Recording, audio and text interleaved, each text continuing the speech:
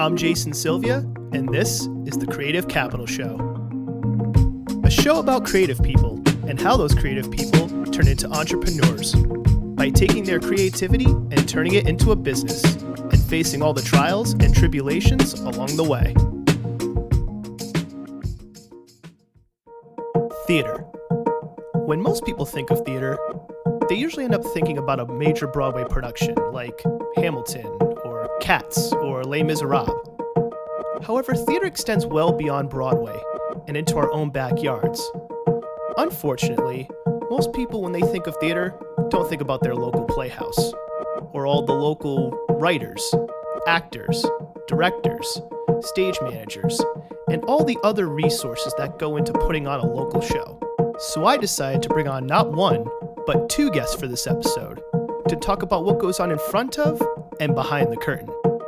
Actor, writer, director, artistic director, and founder of epic theater company Kevin Broccoli, and actor, director, artistic director of the contemporary theater company Tammy Brown. Both Kevin and Tammy are mainstays of Rhode Island theater, and both have a lot to say when it comes to topics such as arts in the education system, access to the arts, the constant hustle and grind of living a creative lifestyle, and the legal shenanigans that come with licensing a play. But most importantly, both Kevin and Tammy have 25 years of experience between the two of them, which means they have a wealth of knowledge to share with you, the listener. Enjoy.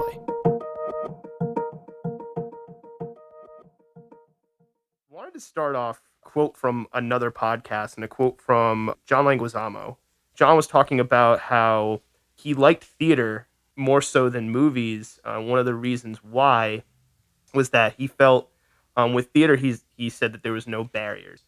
He didn't have to deal with like producers and like the machine that goes into making a movie. It was just more get the actors and actresses, get the talent together, get the crew, get the space, and then see if you can pack a house or not. Do you agree with that? Is that true? Like just compared to movies, or is that just true about theater in general? Is that it's really more just get people together and see what you can pull off? I don't have too much experience with like movies. I will say that I think there's a lot of hoops in theater. I think if you look at John Leguizamo's career, he did a lot of he came up through solo work, and he right off the bat was given, kind of, I mean, I'm not saying he had it easy at all, but a lot of his work lended itself to being like, yeah, do whatever you want, because it was solo performance. And so his experience was probably like, I got to do whatever I wanted because, he got in with a bunch of off-Broadway houses and was kind of given the opportunity to just go crazy and do whatever. I think more so now, even the little bit of experience that I've had in trying to get my stuff done at bigger places, you find out, there's so many hoops because you have to go through not just like an artistic director who likes your play, but, the person who reads the scripts and gets your scripts to the artistic director, and like, can we put it in a season, present it to a board? And so I've been saying lately that I actually think theater can learn a lot from the way movies do things, because even though there's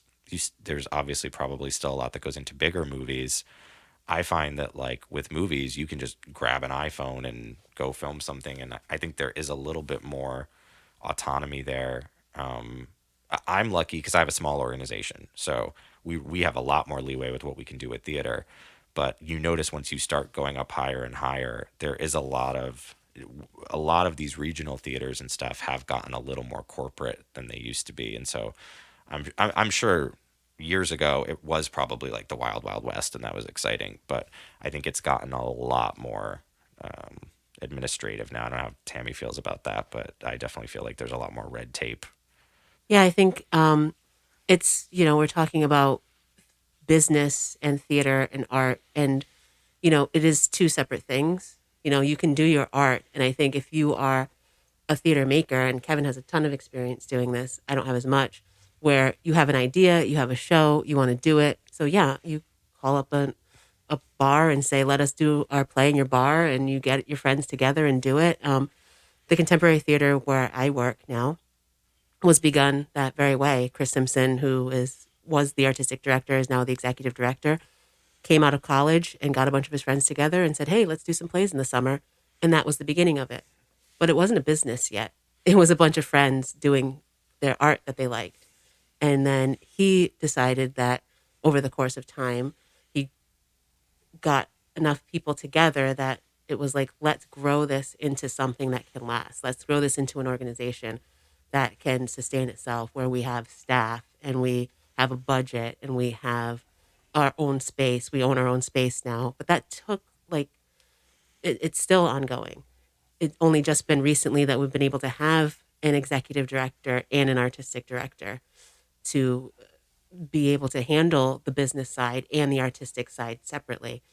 So it depends on what you're trying to do. And I think that's always kind of the catch-22 in some ways of being an artist, is like, what do you want to put first? Do you want to put the art first? Because if that's the case, then yes, you can do whatever you want. You can write whatever plays you want, and you can put them on your basement if you want. And that can be fulfilling. But if you want to actually make a living out of it, or you want to be a part of an established organization, if you want your play to be put on Broadway or in a regional theater, then you have to sort of play this corporate game. And that's where it starts to get a little harder. I definitely want to dive into that more, and that's the purpose of this episode and the purpose of this podcast, is to let people know that, hey, if you're going to turn your art into something that's going to generate money and generate income enough to live on, it's something that people don't always talk about. So again, thank you both for coming on, because I want to dive into that more. There's always more to the story. Yeah. I think anytime you see anybody, I think, who is a successful, quote unquote, successful money-making artist, there's something there that they're not telling you. There's some step, there's some huge part of their story that they're not telling you. And sometimes it's just that, well, when they were in college, or just graduated from college, they moved to New York, but their parents paid their rent for 3 years. And so they could just do their art and just work, 24 hours a day making art and sending it to places and all of this stuff. And they didn't have to worry about it. Yeah. I mean, and that's something, but that's a big thing. And so if you don't have that capability and you move to New York and you realize, like, oh, I don't have time to do my art because I have to work, I have to live 80 and feed hours myself a week to pay for this apartment. That's something.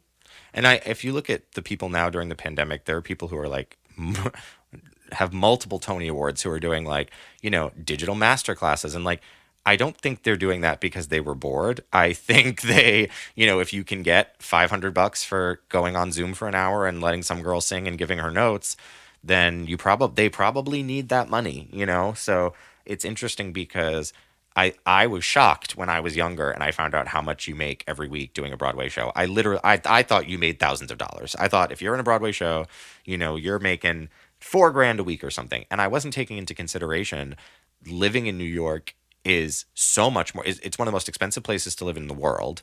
And so I remember watching a movie, and the character in the movie was in a Broadway show, and they came home in the movie to this crappy apartment. And I remember being like, well, that's not realistic. They're on Broadway. Why would they be living in that crappy apartment? And it's like, well, because they're not making $3,000 a week. They're probably making $750, $800 a week. And that's not enough to live even reasonably well in New York. And especially that part of New York. It's not like they're living in an outer borough. They probably have to live in Manhattan because of where their work is. And so it's this bizarre thing because, and even lately, I keep getting educated about this stuff because I had a friend who was working on film and was telling me about booking an episode or 3 episodes of something. And I was like, oh, wow, so they're doing well. And they're like, it's, $2,000 an episode. And I was like, that's it? And it was a big show. And they were like, yeah, it's just $2,000, And so in my mind, I was like, that would really mess me. I'm glad I know that now, because I think the perception is just get to the point where you're on a TV show, just get to the point where you're on Broadway, and then you never have to worry about anything again. And it's just the level you have to get to before you are financially able to relax is so much further along than I think we've thought. So it's not what people think. It's not like, hey, I got this one thing and I'm set. It's a grind. Yeah. And I mean, maybe if you were starring on a sitcom or something that lasted for years, then you're probably set. Other than that, it's a grind, and you're basically a temp worker, and you have to go from gig to gig to gig. We both had friends who have gotten offered jobs at sort of fancier, even like fancier, bigger theaters, local theaters, equity theaters, and they've like, quit their jobs and made really sort of rash decisions because they want that, big moment in the spotlight. But the thing is that like they somehow think that that will then translate into ongoing employment and ongoing, and it doesn't happen. And so like the reality is, if Broadway called me tomorrow to do a limited run, of course I'm going to say yes because it's a once in a lifetime thing. But the reality is like I'd probably be screwed when that limited run was over because you can't automatically parlay it into something else, and I wouldn't have a job at the end of it. So it's ironic because the idea that like you get your big break and then you can just relax is not the case unless you are like, Hayden Christensen and they discover you and they throw you in a Star Wars movie. Like those types of And did that situations. really work out for him? I mean, the Star Wars I mean, movie he's part. probably there's a reason he's willing to do Disney Plus now. How did you both come up when it as far as the early days or just getting into the world of theater? 'Cause I'm guessing it's different for everybody. Was it like you saw a play and you were like, yes, this is what I want to do, or it was more something that you were trying it out a little bit and then eventually it kind of grew into, oh, I love this, like after doing it for so long? Like what was each one of yours, I guess, like the Marvel origin story of your theater career, your theater life? Well, I was always a very shy kid. And it's always funny when I tell this story because I ended up doing theater by accident. And I would have never picked it on purpose because I was too shy. And I went to middle school, and like the first day of like sixth grade in middle school, they messed up everybody's elective, and I'm a go with the flow type of person, and I always have been, and so I would have probably stayed with almost anything except they gave me visual art, which is like drawing and painting and stuff. And I knew even then at like 11, I can't do this. I will fail this class. I have to get out of this immediately. So messed up a bunch of people's schedules. So we all went down to the guidance counselor to change it. And I thought I was going to take typing. Fast forward, I probably should have taken typing. But I was standing behind these girls, and they both said in front of me that they were going to take performing arts. And then I came up and they said, what do you want? And I said performing arts because they said it. And then I was like, oh no, why did I say that? I don't want that. But I was like, okay, well, I have it now.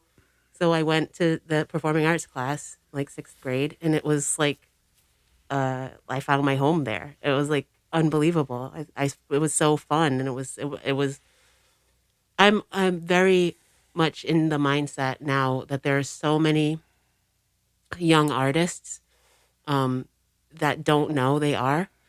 Because they've never been exposed to that type of outlet before.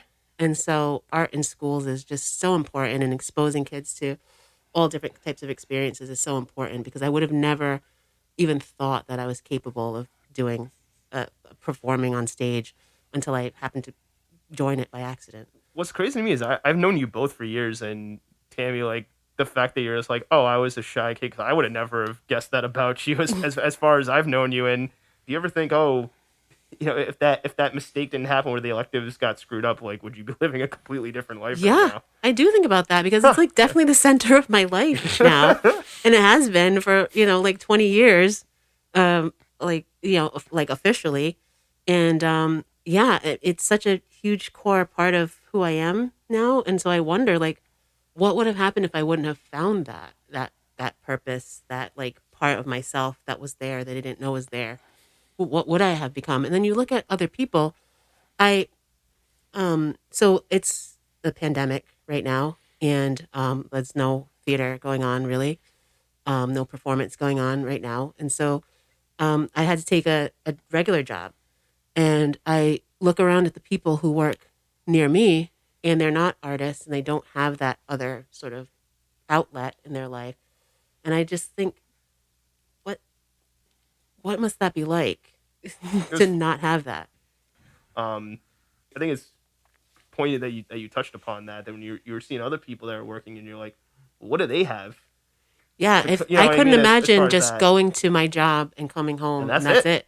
Yeah, and I think that speaks to especially like now versus before, where like I think about my parents and my grandparents, like especially my grandparents, where it's that's all you could do sometimes, and you were happy with it. And now like we have in this modern society more options. Like we have opportunities where previous generations didn't have that, and it just like blows my mind sometimes. Like, oh, like we have choices. Yeah. And I think the pandemic's waking people up to those choices, or at least like maybe I should pursue some of those choices. I think it's just become more socially acceptable to pursue these like alternate lifestyle choices in terms of making a living because, not to dive too deeply into like capitalism, but and like the economics of the United States, but back in the day, you had a straight path to like how you could have financial stability, and you could just didn't have to go to college, and you could just join the factory or whatever, and you'd live a fine life, and that was all you really needed. We don't have that path now. We haven't had it for a long time, and so for me, it was like when I was graduating from college, it was like, well, I could pursue a path where I just work some job that I don't care about forever and be relatively poor, or it took me a long time to get to this point, but it was like, or I can pursue a path that I find fulfilling in my life and also be relatively poor. Yeah. But at least I'm happy, and at least I'm like fulfilling what I feel like is my purpose in life. So you have a choice now. Kevin, how did your theater journey start? Like, was it something in school? Was it like a mistake that happened, a glitch, and then all of a sudden? Well, everything I've ever done is a mistake. So, yeah, when I was a little kid, so I come from a blue collar family. I would say that the way people talk about being the first high school graduate in their family, I am the first creative person in my family, or the person who's like followed their creative impulses.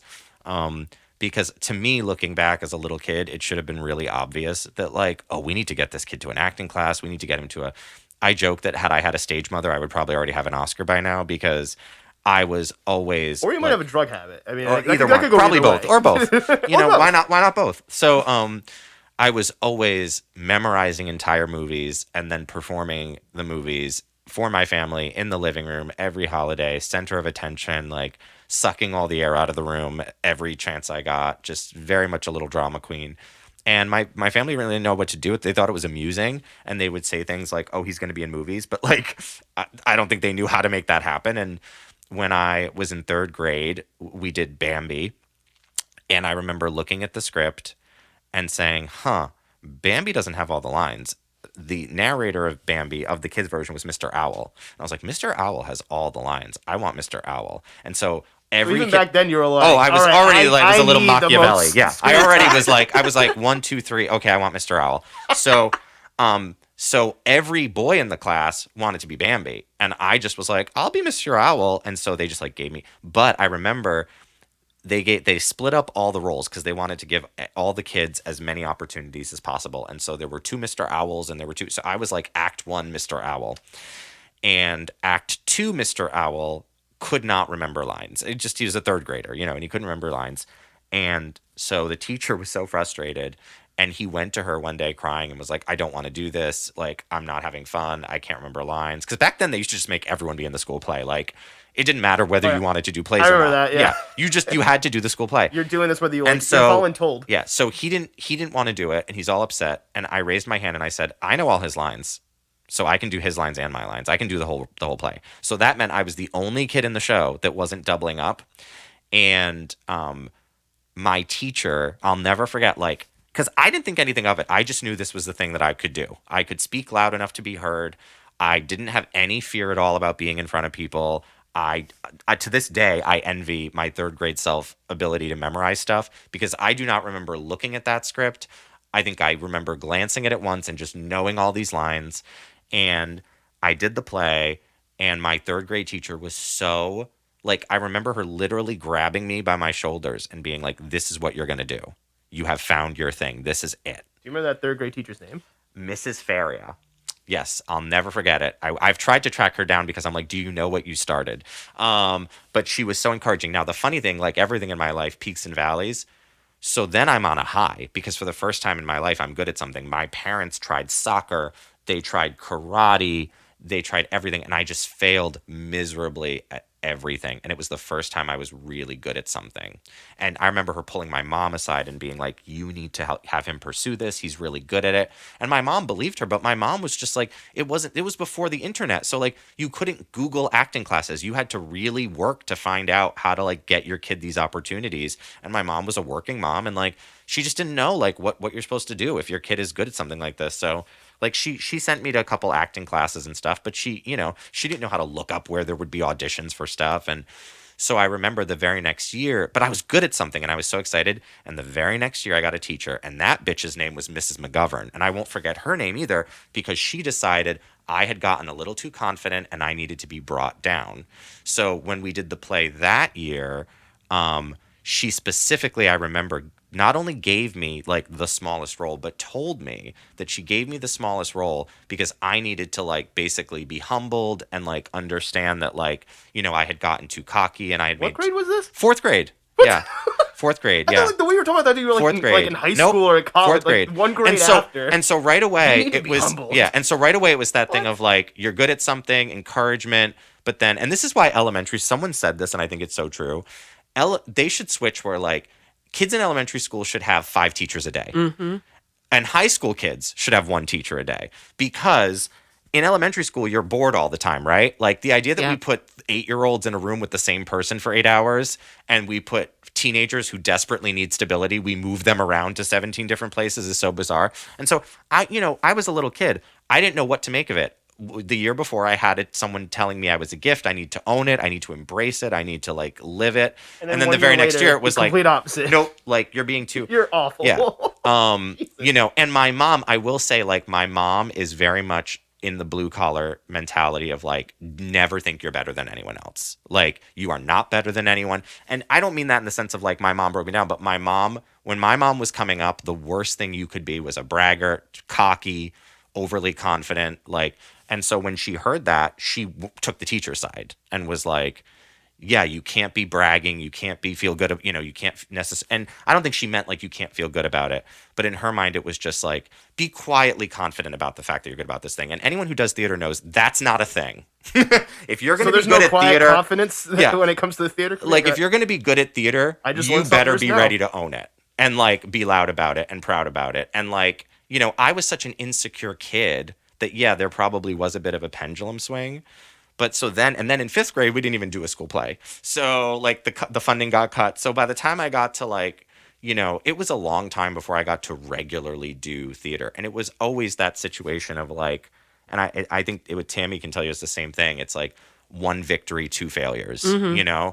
like you nail something and then the next 2 things are a flop. And if you don't have, and a lot of people don't, and this is why arts education is so important, if you don't have specifically an artistic adult mentor in your life guiding you when you're a young artist, it's so difficult because, every kid that I went to school with who liked sports had a coach. Yeah. So when they lost a game, they had someone to sit them down and say, here's why you lost the game. Like to analyze it and figure out like how they could do. And to also just make you not feel bad about it. Yeah. And just to understand what you're going through and just explain to you like you shouldn't feel bad about it. You played a good game. They outplayed you.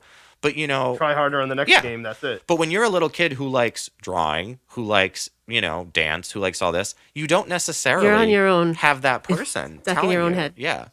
Speaking of people, and I want to go back to the education part, 'cause I think that's another question I have too. But speaking of people, you brought this up. Like what was your family's perception of that, and like has there been conflict with that? Because just for somebody maybe he's listening out there and they maybe be going through where like the family wants them to become one thing, or their mother and father want them to become one thing, but they want to do something that's artistic and not as stable. Have either one of you gone through that? And if so, was it rough at first? Has it gotten better? Or is it still just something that's like, you could have been a lawyer, but instead you chose, I know it's like kind of like a cliche trope, but I feel like it still, and probably widely does happen when it comes to families and what they expect versus like what you want to do, especially if what you want to do is something that's maybe not the most safe career. Well, I would say like my family, I think, is sort of similar to Kevin's in that I'm the only like artist, the only like hardcore artist. And I was like the oldest grandchild. And So there wasn't any other kids in my family. And so like my sort of mom's generation, they might have liked art. They might have done it a little bit in school, but none of them really like would consider themselves an artist by any stretch, really.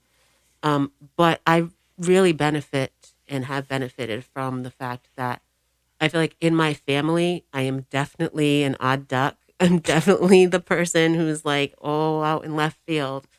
But my family has been so supportive of everything I've done.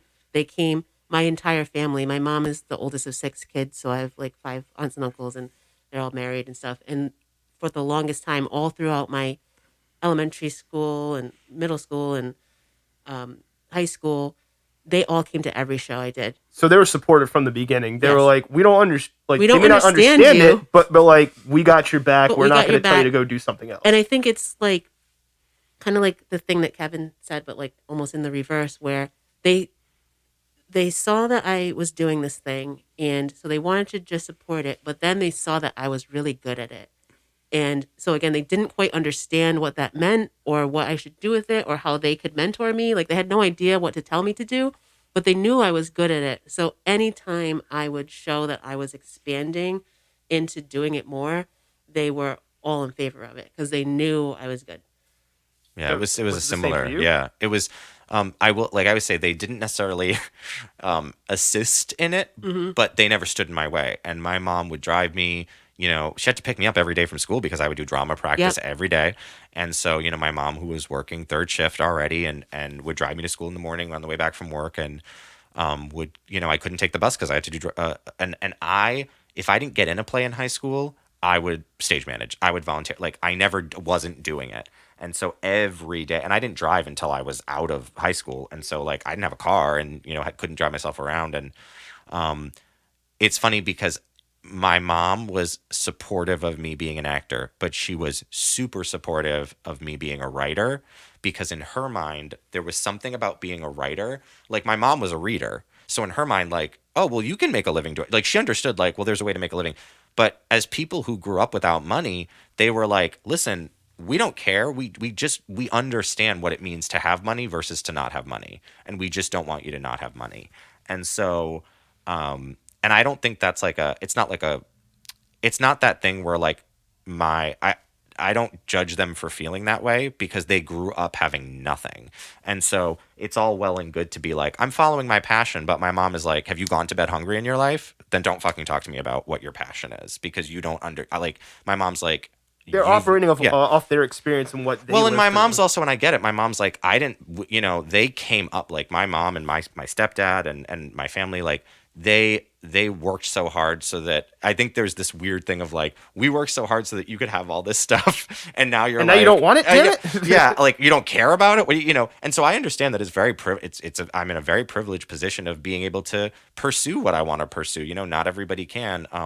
But it's so funny because where I give my family the most credit is like there were shows I wouldn't invite them to in the beginning because I was swearing a lot or there was a little bit of sex or whatever. And when I did Hedwig 2 years ago, That was amazing, by the way. yeah. I went to that show. But they like my mom coming to see that show even 5 years ago would have been like, absolutely not, no way.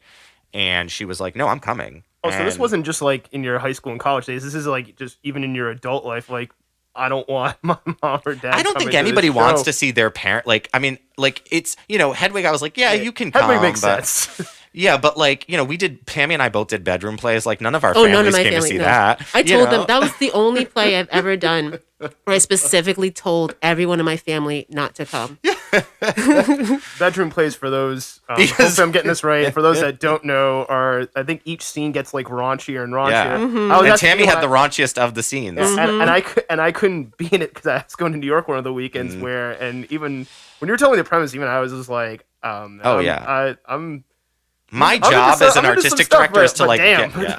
my job as an artistic director is to get people in the seats, and I gave everyone in it a pass to like not tell anyone of their And family. it freaking sold out every night. It didn't matter. We didn't need our family to come. Yeah, that's the funny thing is the reason that you have to tell your family not to come is the law of being an actor is that the people like you will do a show that you are so proud of, and if you do not badger everyone you know to come, they won't come. And if you do a show that you don't care at all about, that's the one that for whatever reason people will just show up. And so you actually have to constantly. I still use an example. I was in a show years ago that like I didn't tell anyone, I didn't promote it. And again, this was really before Facebook was a big thing. And so like, you know, you used to have to actually really promote yourself and your shows. And I didn't tell anyone. I didn't let anybody know about it. I wasn't proud of it. Like I didn't care if anyone saw it. And every night I would go out and it would be like, it was like Kevin Broccoli, This Is Your Life. Like everyone I knew just happened to have those 2 weekends off and Like the they showed raunchiest, up. most controversial show. Well, no, it wasn't even that. It was just it was just a bad show. I just didn't want people to see it.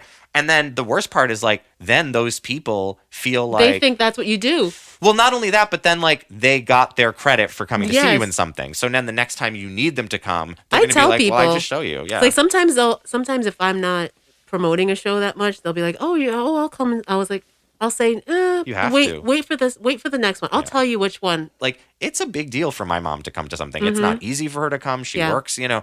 And so like I can be in something and even at the theater, like I told my mom to come see Revolutionists. I wasn't in Revolutionists. I just thought she'd enjoy it. But like that's a big deal for me to do that because it's a big deal for her to, you know, work. You know, my mom works overtime. She works Saturdays. And so it's a big deal for her. So even pretty good is not necessarily going to make me get on the horn. And also, you want people to trust you. And so if you say it's good, you want people to, oh, he means it. Yeah.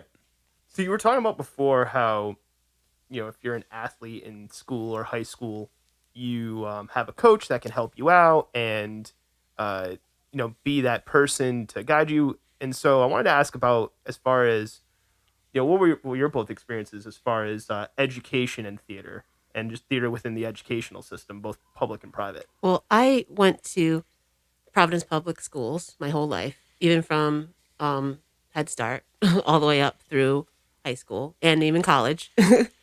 And it's a crapshoot. And I was coming up in like the 90s and it was luck.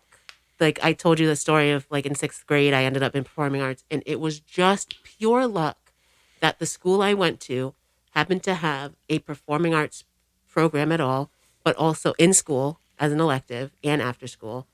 And it just so happened that the person who ran that, I'm not going to go too deeply into her.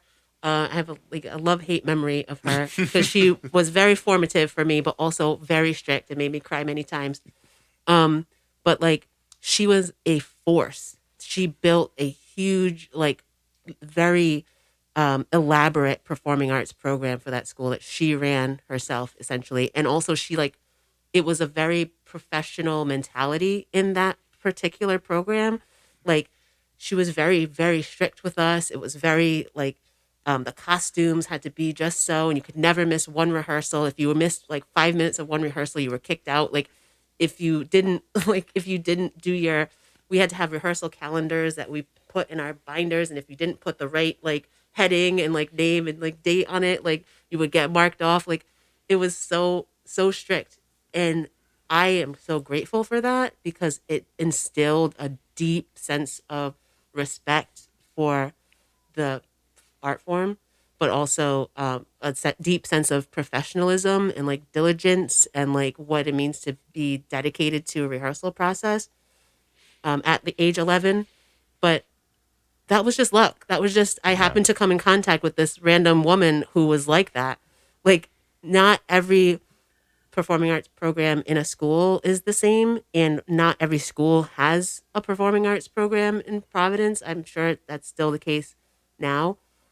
So it's just really luck. I wish that it was just part of the curriculum. I wish it was just part of something that every school had to have. So there's still an access issue. Like if you want to get into this, Big time. there's still an issue of access. Like even if you are in the theater as a young kid, and I'm guessing from grade school, high school, and even up until college, it's still, it may not be available to you because of, you know, either financial or just, I guess, location-based reasons. My understanding that correctly? Yeah, absolutely. And I think for me, as going to the public schools in Providence, it's based on where you live. Like you go to the school that you live near, and not all schools are funded equally in our school funding formulas. And I happened to, again, it's like luck and a privilege. Like, I grew up in Hartford Park projects, and so I would have gone to the school that was near me, but I happened to go into gifted program. And so I went to a different school in a different part of town, and that one happened to have performing arts. Like, I was lucky. Not everybody has that. And it's infuriating that not everybody has that. Yeah. I went to public schools up until high school. It was like a weird thing in not just my family, but like the group of families that I grew up in, that like you sent your kids to public school up till high school. And I don't know if it was because you could save money till they got there, and then you could just kind of it's almost like you're running a race and you do the burst at the last minute right before college. It's like, and then we're going to send you to a really good fancy. But back then, even private school, like I went to LaSalle. When I went to LaSalle was, back then it was doable if you didn't send your kid to private school up to that point. But I was very lucky. I got to go to LaSalle, and LaSalle at that time when I got there, they had a good performing arts program. When I left, it had exploded. So I was there for the explosion, which was really exciting. I was there when they built the new theater. I did the first show in the new theater, and I had at one point, like, we got so lucky because we did have a theater teacher, but we had 4 other teachers who just loved theater. I had a teacher named Mr. Scanlon, who to this day, he wants me to call him Mike. I can't do it. But like, he'll come visit and see plays that I'm in because he lives in Florida most of the time. And he was this like 6'3" imposing guy. And he was the kind of director that was like, Kevin, don't move your eyebrow. Kevin, why are you moving? Like, he had everything orchestrated, like down to like the nitty gritty. And then, and this is the real reason I think I got lucky, the president of the school, he loved theater. And he showed up, became president, and went, so when do I get to direct a show? I mean, like, literally he was like, we're going to transform this art program. It was his brother Michael. And he was the director that was like, just get up on stage, you do whatever you want, and I'll tell you if I like it or not. But like, freedom. And so I always think I'm so lucky because in high school, I worked with those 2 types of directors. And really, for the rest of my life, you get one or the other. And I learned, but both of them were so encouraging, and they just got me. Like, they were like, Kevin is a huge problem. He's got a big ass mouth. He puts his foot in his mouth all the time. But so it wasn't just the grade school teacher followed you through. Yeah. No, they were both. That was when it really was like, oh, I have to commit to this. They understood how much validation I was going to need to stick with it. And so, like, if I didn't get in a show, we had a meeting about it. And it was like, this is why you're not getting a show. And by the way, you also have to stage manage, though, because you're part of, this is a team. And so it wasn't just like, tough luck, kid. It was a whole mentorship that happened. And so, it's easy to say, like, arts education, but what it really is talking about is, like, giving every kid whether it's drawing, whether it's, playing music, or really anything, even if it's just, whatever it is, making sure that there's somebody who's like keeping an eye on that kid, that's beyond just making sure their homework is done, because that's what I had. I found a community. And then once you have a community, you have people who are holding you accountable. I never missed a day of school in high school. And when I tell you that's a miracle, because I hated going to school to this day. Like, I have nightmares about going to school. I did not like it. Nobody bullied me. I didn't like it. I didn't want to take biology. I didn't want to take math.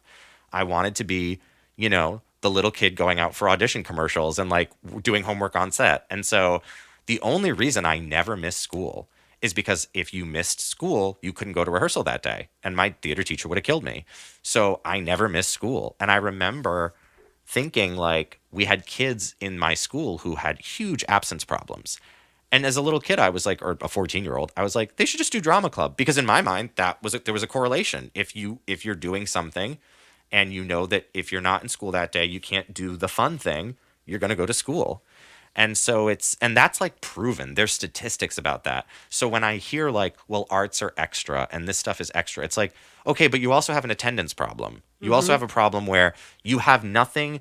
you don't have any carrot. Like when you're trying to get the kid who hates math to do their math homework, but you don't have any consequences really other than you're going to flunk. I didn't care about flunking. I truly did not care if I flunked out of school. It wouldn't have bothered me one bit. But I was not going to miss a rehearsal. So it's just so funny that people don't see those connections that happen. It's like I went through like kind of a similar thing where when I was in like high school, I was very much a loner. I was still a shy person, very introverted. I felt like I didn't fit in except in theater. And so I got it. It was so crazy because I was a decent student. I was smart. I didn't struggle in school, like academically, like to learn it, but I struggled with like attention issues and focus, and like doing the work was like hard for me sometimes. And I got to the point, it was so crazy. Like halfway through my senior year, I thought I could just drop out. I hate this. This is awful. I could just drop out. I'll get my GED and then I'll go to college after that. Like, I'm so done with this. I hate this. But I have to be in the play. Like, Yeah. the play, I have a part in the play and I won't get to do it if I drop out. So I'll stay until the end of the theater year. kept you both in school. Yes. And it also makes you feel that the weird thing too is even after I had discovered, and I don't know if this was the case with you, even after I had discovered that like this was something I could do well and I was going to commit to it, I remember very clearly feeling like the impression was, but this is not that valuable. The Yeah. thing you're good at is not all that valuable. It's valuable to be good at math. It's valuable to be good at science. English, creative writing, because you kids aren't going to make any money when you grow up. So that is, and you're not going to make the school proud. So that's not valuable. I want to touch upon that Yeah. a little bit later on, but I'm glad you're bringing that up right now. So the big deal was having the president of the school looking us in the face, the drama club, and being like, I don't really give up if you guys make money. Because you guys are good, you're talented. Kevin, you could swear on this show. Yeah. Well, no, but he wouldn't. That was the thing. But, okay. But he was like, no, you have value. This has value. He was like, I mean, he wasn't going to basketball games. You know, I remember he used to complain if they forced him to go to the football game. But he really believed in the arts. And so all of a sudden, it was like, oh, it's not just this thing that I might be good at that like I'm doomed for the rest of my life to pursue this.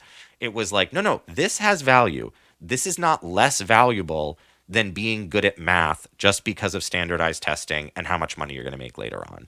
And I think when you talk about like the value, like again, like I was like very shy, had like a lot of self-esteem issues. So just like as a human being, I wanted to feel like I had value. Yeah, of and course. it gives you feel like in high school especially, like you feel like you're just a nobody and like, why am I even here? And then I do the high school play. And I wasn't even the lead in it. Again, I was like the best part, but like not the lead. We did Bye Bye Birdie and I played the mother. And I like the vice principal of the school came into my homeroom to just tell me how good I was in the play. And I was like, oh my, this is it. I'm going to do this for the rest of my life. Yeah. What happens when someone in that, in the theater or in the educational part of theater or somebody within the theater community in general abuses that power? You know, theater, I think, attracts all kinds, and it also attracts people who are control freaks. I'm a control freak, 100% own that. And there's an element there of possible manipulation because you are working with people who are making themselves vulnerable to you and who are trusting you. And it's really, really easy, and that you have something they want desperately. You know, if my theater tomorrow decided to do Hamlet, there are people who all they want to do in their life is play Hamlet, and they would literally eat glass in front of me to play that role. And so when you know that, and I don't even run a big theater, but that would be the case. If I ran a theater where then I could on top of that pay them a lot of money and give them equity, like, oh my God, there's nothing they wouldn't do. And so when you're in those positions, I think it's what ends up happening is that people lean into that and they lean into how good it feels that they're in control and they can do, and I think same thing with teaching in schools. A teacher is such an authority figure and they are such I always laugh when I hear like, oh, parents these days. I'm like, parents these days should be up a teacher's ass sideways. They really should, because my mother trusted every teacher I had, and I had teachers who fucking raked me over the coals. And my mother came up in a generation where the teacher was always right. Can you give some examples as to what these from the ones you wrote about, like what some of these professors were doing that would be considered this like really one- manipulative or Yeah, abusive this or one whatnot? professor was just, I mean, I can even talk about, I think the biggest thing is that a lot of college departments, theater departments, are run like the professors think they're running mini Broadway. And they tell you the reason we can treat you poorly, the reason we can stress you out, the reason we're allowed to not be nice to you is because when you get to New York and you get to LA and it gets to be professional, this is what it's going to be like. And then funnily enough, you get to those levels and it's not like that at all. The first time I went to a major audition for a major company, it was in Boston, and I couldn't get over how nice everyone was. And what I realized was a lot of my professors in college went to school, got their advanced degree in theater, and then immediately became college professors. So there was never a moment. So they didn't have that real world exposure. No, they there were was just never they a were moment where lifetime they did. professors. Yeah. There was the whole like those who can't teach kind of thing going on. I say this all the time. It is crazy to me, and I think it's because creativity is subjective, right? You know, you can be a creative writing professor, and at no point does anyone sit you down and go, right, but are they a good writer?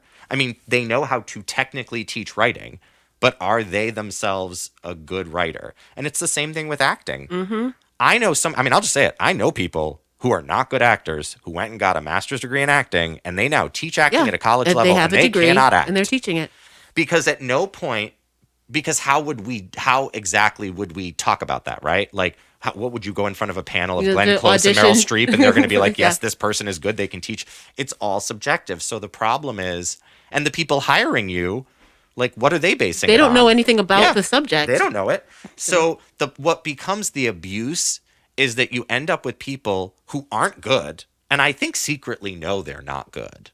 And they resent. So what happens is they resent, when Tammy is mentoring someone or directing someone, whatever, Tammy's like, I'm good, so I want you to be good. I'm not worried about you because I'm way ahead of you already. So I'm not scared about you getting here. Because Tammy's confident in her skills, so Tammy she doesn't knows have to what worry. she can do. So she's not like, they're better than me. Ooh, I'm nervous. She's like, I want someone better than me. Yeah. I want to direct someone I want to blow the roof off the place. So, but when you have someone who's not talented and a leading actress comes along or a leading actor or a young kid and they're really good, you can see what happens where you can see those people are jealous and they're resentful and they can't, it's human nature to them, You're and also they're stuck. just like out What of your advice would depth. and Tammy, I want to hear about your experiences too with this, but what advice would you give then? Because now it's like you have the benefit of hindsight, I guess. What, like, if somebody who's young is listening to this and maybe they're listening, they're like, I wonder if this is happening to me. Like, what advice would you have for somebody? You have to be your own. Like, if you are looking for validation, and it's so hard because I still do this, but if you're looking for external validation, you're already in trouble. Gotcha. You have to believe as much as you can, and it sounds like a dentist poster, but there's no easy answer because you can't avoid these people. And if you're in a situation where you have a director or you're in college and you have a teacher who's sometimes all you can do, I call it the divorce wall because I'm a child of divorce, where like the wall comes down and you're not going to get to me.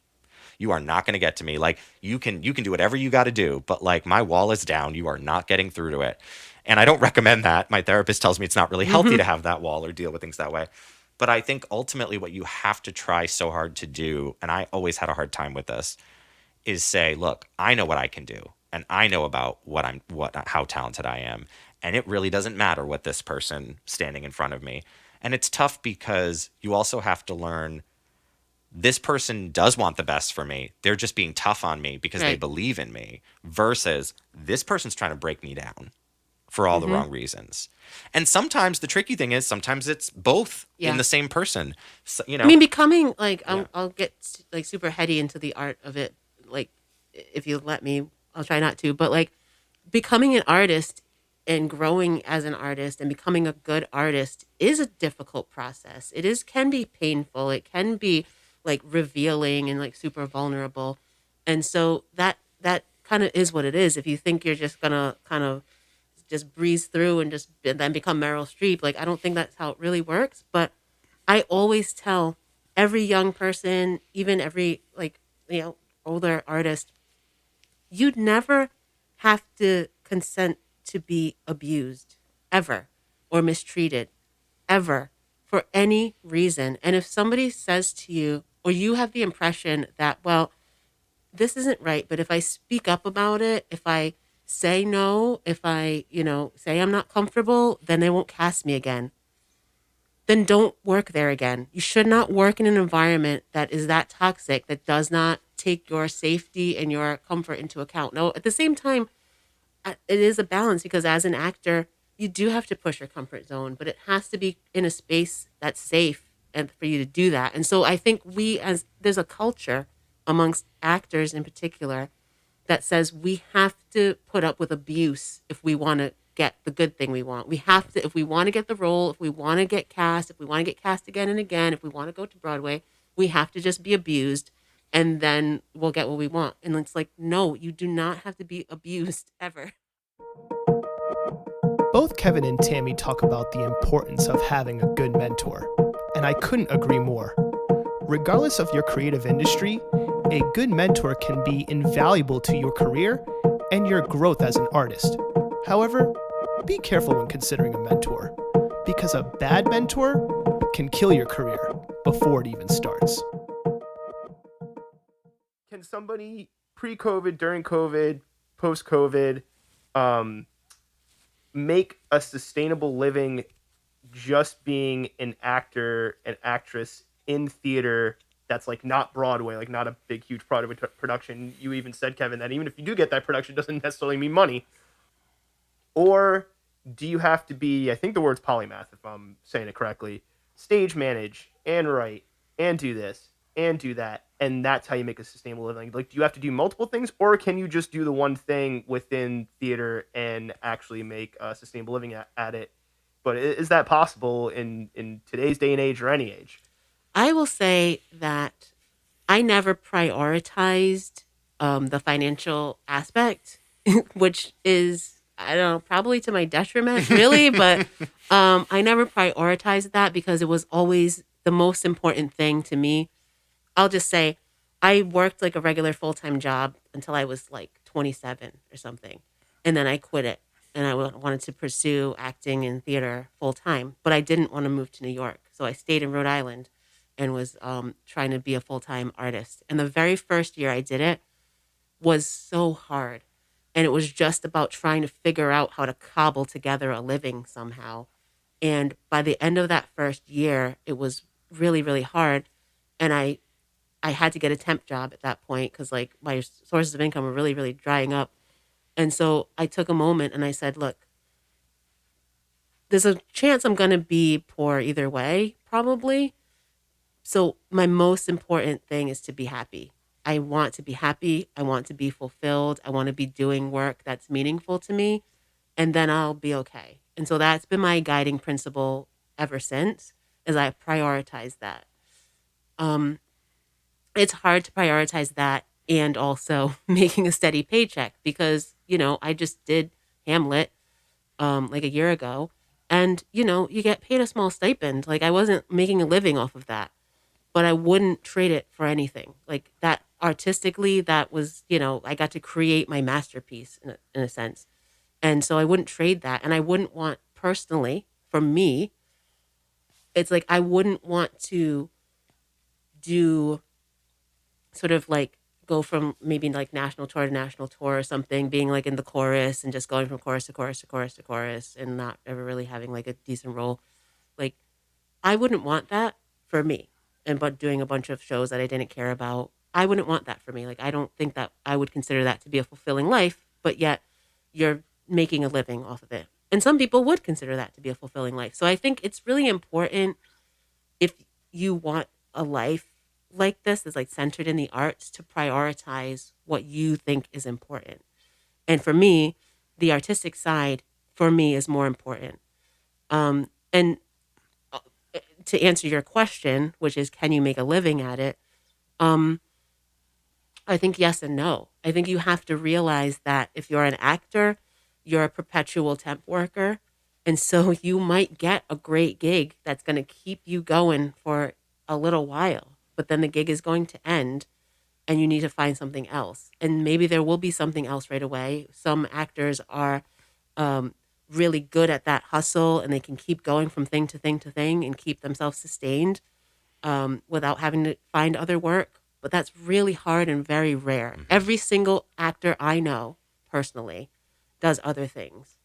I would just say, like, very briefly that one of the books I stumbled on when I was first out of college was Stella Adler's book. And Stella Adler says in the prologue to her What's the name of the book?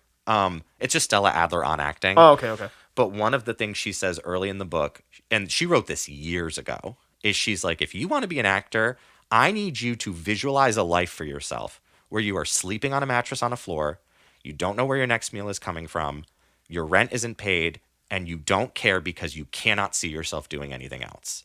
And she said, because you are not entitled. The minute you are like, I want to pursue theater, if you want to pursue a corporate job, you should feel entitled to, and I should have a house one day, and I should be able to have kids, and I should have a car. And what worries me is we've gotten to a point where we want people to see the arts as being valuable, but because we live in a capitalist society, the way that we have achieved that is to make people think like, and I don't blame you for asking the question, but even the question of like, can you make a living? I've never thought about making a living. It never occurred to me. I was like, I simply cannot do anything else. Yeah. There's nothing else I would want to do. So whether or not, it would be like if you discovered your passion was whittling wood. And you knew in your heart, like the Lord came down from heaven and said, Jason, you are going to be a whittler. That is your purpose in life. At that point, it really doesn't matter whether or not you can make a living at it. It's what you have to do. So it never occurred to me. And I see all these people coming up.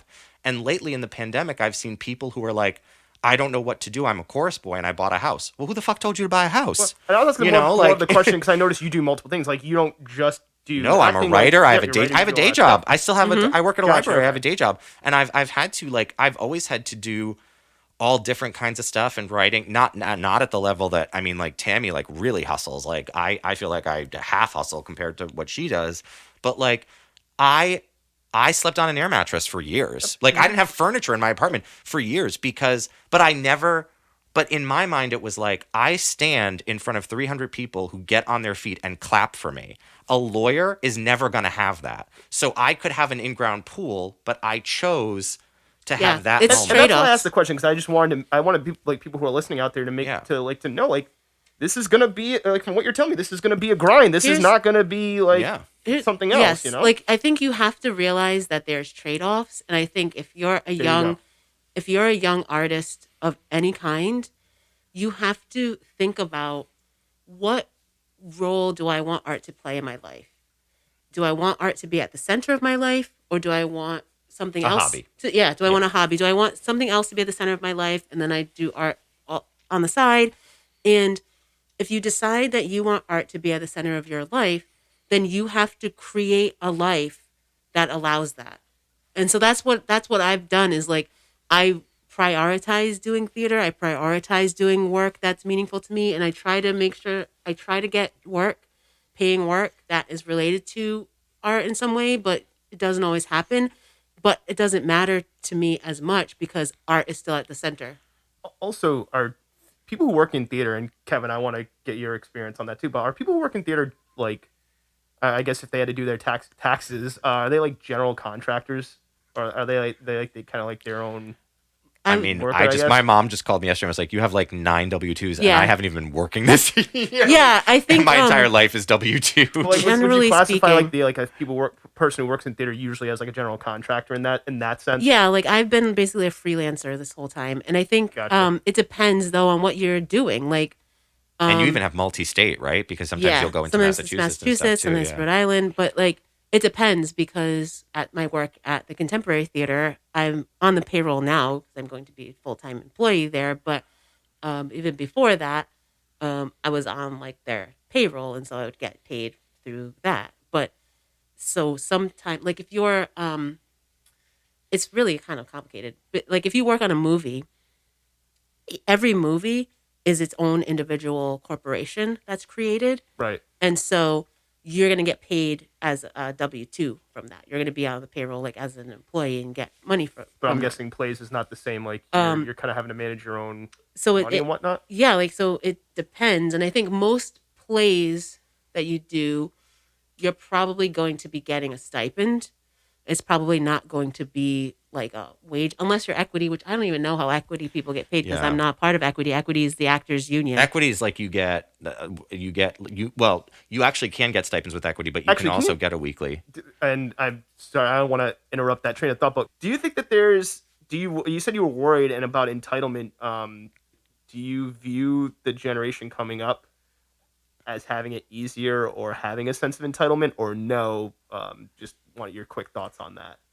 I think it's in part almost similar to what Kevin was saying earlier, is that there are not enough mentors for young artists and actors. And even when you get into the college level, like I wish I could teach like in a college, and I can't right now because I don't have a master's, but it's pandemic, so I might get one. But Anything can happen. anything can happen. But I would tell these young people, like, you have to learn I would say if I was like a college professor, I would say part of my job is to teach you how to be a good artist, how to do your art well. And then part of my job would be to teach you how to then make a life as that artist. Like it's two different things. And I feel like nobody gets that sort of advice. Nobody gets that kind of perspective. And so you're in your early 20s trying to figure it Why out. I'm doing the podcast so we can get that advice. Exactly. Nobody gets that sort of advice early on. And so I think, so they don't have examples in real life to look to. And so it does become a perception game. And I'm glad you're like asking these questions about like, what is it really like? Because people see something and they think that's the thing. And they think, oh, I just want to, I think I heard that you can be an actor on Broadway and have 3 houses and have a boat and all this stuff. And like, so that's what I'm going for. And it's like, you're going for something that doesn't actually exist, because I bet most of those people who have like a very stable financial situation, good for them. They probably already had money before, or they have some other like business that you don't even know about, So So I have a question on, because you both work for your respective organizations, and I want you to just talk about them just a little bit, like what they are as far as an organization standpoint, but also the fact that you're doing like these titles like creative, or these jobs, I should say, like creative director, right? What was that process like for the both of you, like transitioning from the actor, actress on stage versus now, I guess, best way I can describe it, a little bit more of a managerial type role? Like, was that a natural transition? Is an easy transition? Or was it more like, oh, like I have to switch gears and put my business hat on? Like, what was that like for both of you, for your respective organizations? It's such a And Kevin, can you name yours? Because I know. yeah. Mine is Epic Theater Company, and I only started it. The only reason I started it really was because I had been working at a bunch of other places, and I just felt like I wanted more of a say in things. I didn't necessarily want to be in charge, but like there were plays that I wanted to produce, and I would bring them to other artistic directors, and they would go, "We don't really want to do that play." Or I would say, "I really want to play this role." And they would go, "Well, we don't really want to have you in that role." And unfortunately, a lot of people like to joke, "Oh, everyone's starting a theater company." It's like, well, unless you give people agency and you give them those and you help them facilitate those opportunities at your own space, what would you like them to do? Just accept the fact that you're not, that they have to just eat it. So that's what happened. And so I started a company, and it's a learning curve, because every every project is like starting a new business. What I always tell people is the hardest thing that I had to learn was it all really does boil down to self-interest, and it should. I don't even mean that as a jab at anyone. Like at the end of the day, people will do nice things for you, and people will do stuff out of the goodness of their heart, and they will, people will donate anonymously money to your company, and that's so sweet. But I don't think you can count on that. And so I think that you have to approach, and I didn't realize this at the time, but like it's about approaching everything. Like I said, I'm someone who goes through life like, if you want me to spend $5 on this chair, how long is this chair going to last? 5 years, 10 years? I have to decide, like, is it worth the $5? And so I had to kind of learn how to deal with people in a way where it was like, and this I think speaks to the business side, where it's like, hey, I need you to do this thing for me, or play this part, or build this set. Maybe I don't have the money for the set right now, but maybe you have some lumber in your backyard, and maybe you can do this and I can do that. And it feels yucky, like as an artist, you just want to do the art. You just want to do the work. You don't really want to go down those roads. But somebody's got to deal with it in order to put something on. And what I learned is that it actually, a lot of times, if you approach it the right way, it can make you a better artist, because it ends up, it teaches you how to communicate better. And it also just teaches you to speak more frankly to people. There's no reason we should be scared to talk about money or that side of things. And Tammy, I want to get to you in a moment, but Kevin, I just want to keep on this for a moment too. As far as you said, you started a theater. Did you just start it with Because I've been to Epic Theater, right? And did you start it with just no money and Nothing? You went and all right, so you Zero. had no cash. Not a thing. But like, what folding kind of, chairs? Just to get into like. But I will say I had a lot of. of. I just want to say I will say I had a lot of people. It was not. I think when you have to be really careful. I think especially when you're like, a cisgendered white guy talking about this, because people love to make it like, what a pioneer. Like, I had support systems every step of the way. That was my next question. Who around you was helping because you out? listen, I didn't build. What's that great quote? Every politician wants people to believe that he was born in a log cabin he built himself. Like, I didn't build the log cabin myself. Somebody loaned me the log cabin, and I had people every step of the way. One of them was Tammy's mentioned Chris Simpson, who is now her executive director at CTC, but he was one of the founders of CTC. I had people like that helping me, giving me advice, giving me opportunities. So when I say like I wasn't being given the chance to do X, Y, and Z, I don't mean that like those people, were holding me back or anything. It's just that like, I wanted to do Angels in America. Angels in America is a big show. Not everybody is. It's perfectly fine for somebody to look at that and go, I don't think so, Kev. But it was what inspired me to do it. But yeah, I started with no money necessarily, but I did have, people who were very kind to let me use their spaces, let me use their resources, who helped promote things. And so that was really, really useful and helpful to me. When I was talking about like the self-interest thing, it's like when it comes down to the things that are not fun and not free, people's time is not free necessarily. A set is not free. A nice costume is not free. Lighting is not free. And so if you want those things and you don't have money, you do have to figure out creative ways to make it happen. And Tammy, I want your opinion on that too. One more question just to stick with you, Kevin, on this, because you started the theater yourself, right? What was the process like of just because there's a couple of things in the theater that I think people don't realize, as far as like you had to get I'm assuming a business license, like in order to pay people, right? Or well, no, like right at the beginning. So right at the beginning, it's all like it's what used to. I really kind of half missed the days when like you would just find a warehouse somewhere and be like, we're gonna do Medea, and then leave and be like, and everything was there was no permits, and it was like, yeah, just like rebel theater. Now you can't really do that, but no, like I didn't even have like a bank account for my theater until I would think like year 2, because the idea was that like and I said this the other night on the interview show that Tammy's coming on, that I do every week. Tammy's coming on this Saturday on the Epic Facebook page. But like I really thought, because everything in my life was, like I said, success, 2 failures. I thought I'm going to be allowed to do this for 1 year. And then something is going to happen that is going to prevent me from continuing to do it. And so I really thought, I was like, you better do every show you want to do in this one. Like people say to me, why did you do all those big shows in that 1 year? It's like, well, because I literally thought it was going to be 1 year and then they were going to take it away from me and I was never going to. Be like, good night, everybody. Yeah. And so I did like all these crazy big things. And so I didn't have a bank account. I didn't have anything, because in my mind, it's like, that's the stuff you do when you think you're going to be around for a while. And I really just didn't think we were going to be around now, very was long. that Rebel Theater, like you said, because you didn't have the paperwork or the permits or I didn't know anything. I was a big idiot. Like Gotcha. I had, and things have come so far. Like I don't necessarily think young people have it easier, but what I will say is they have resources available in terms of knowledge that like you can go online. There's probably an article right now called "So You Want to Start a Theater Company? Here's the 7 steps." Yeah, like, or here's like all the business paperwork for the state, or here's what the permits you have to apply for, like and all that I kind didn't of stuff. know. I literally was an idiot. I can't stress this enough.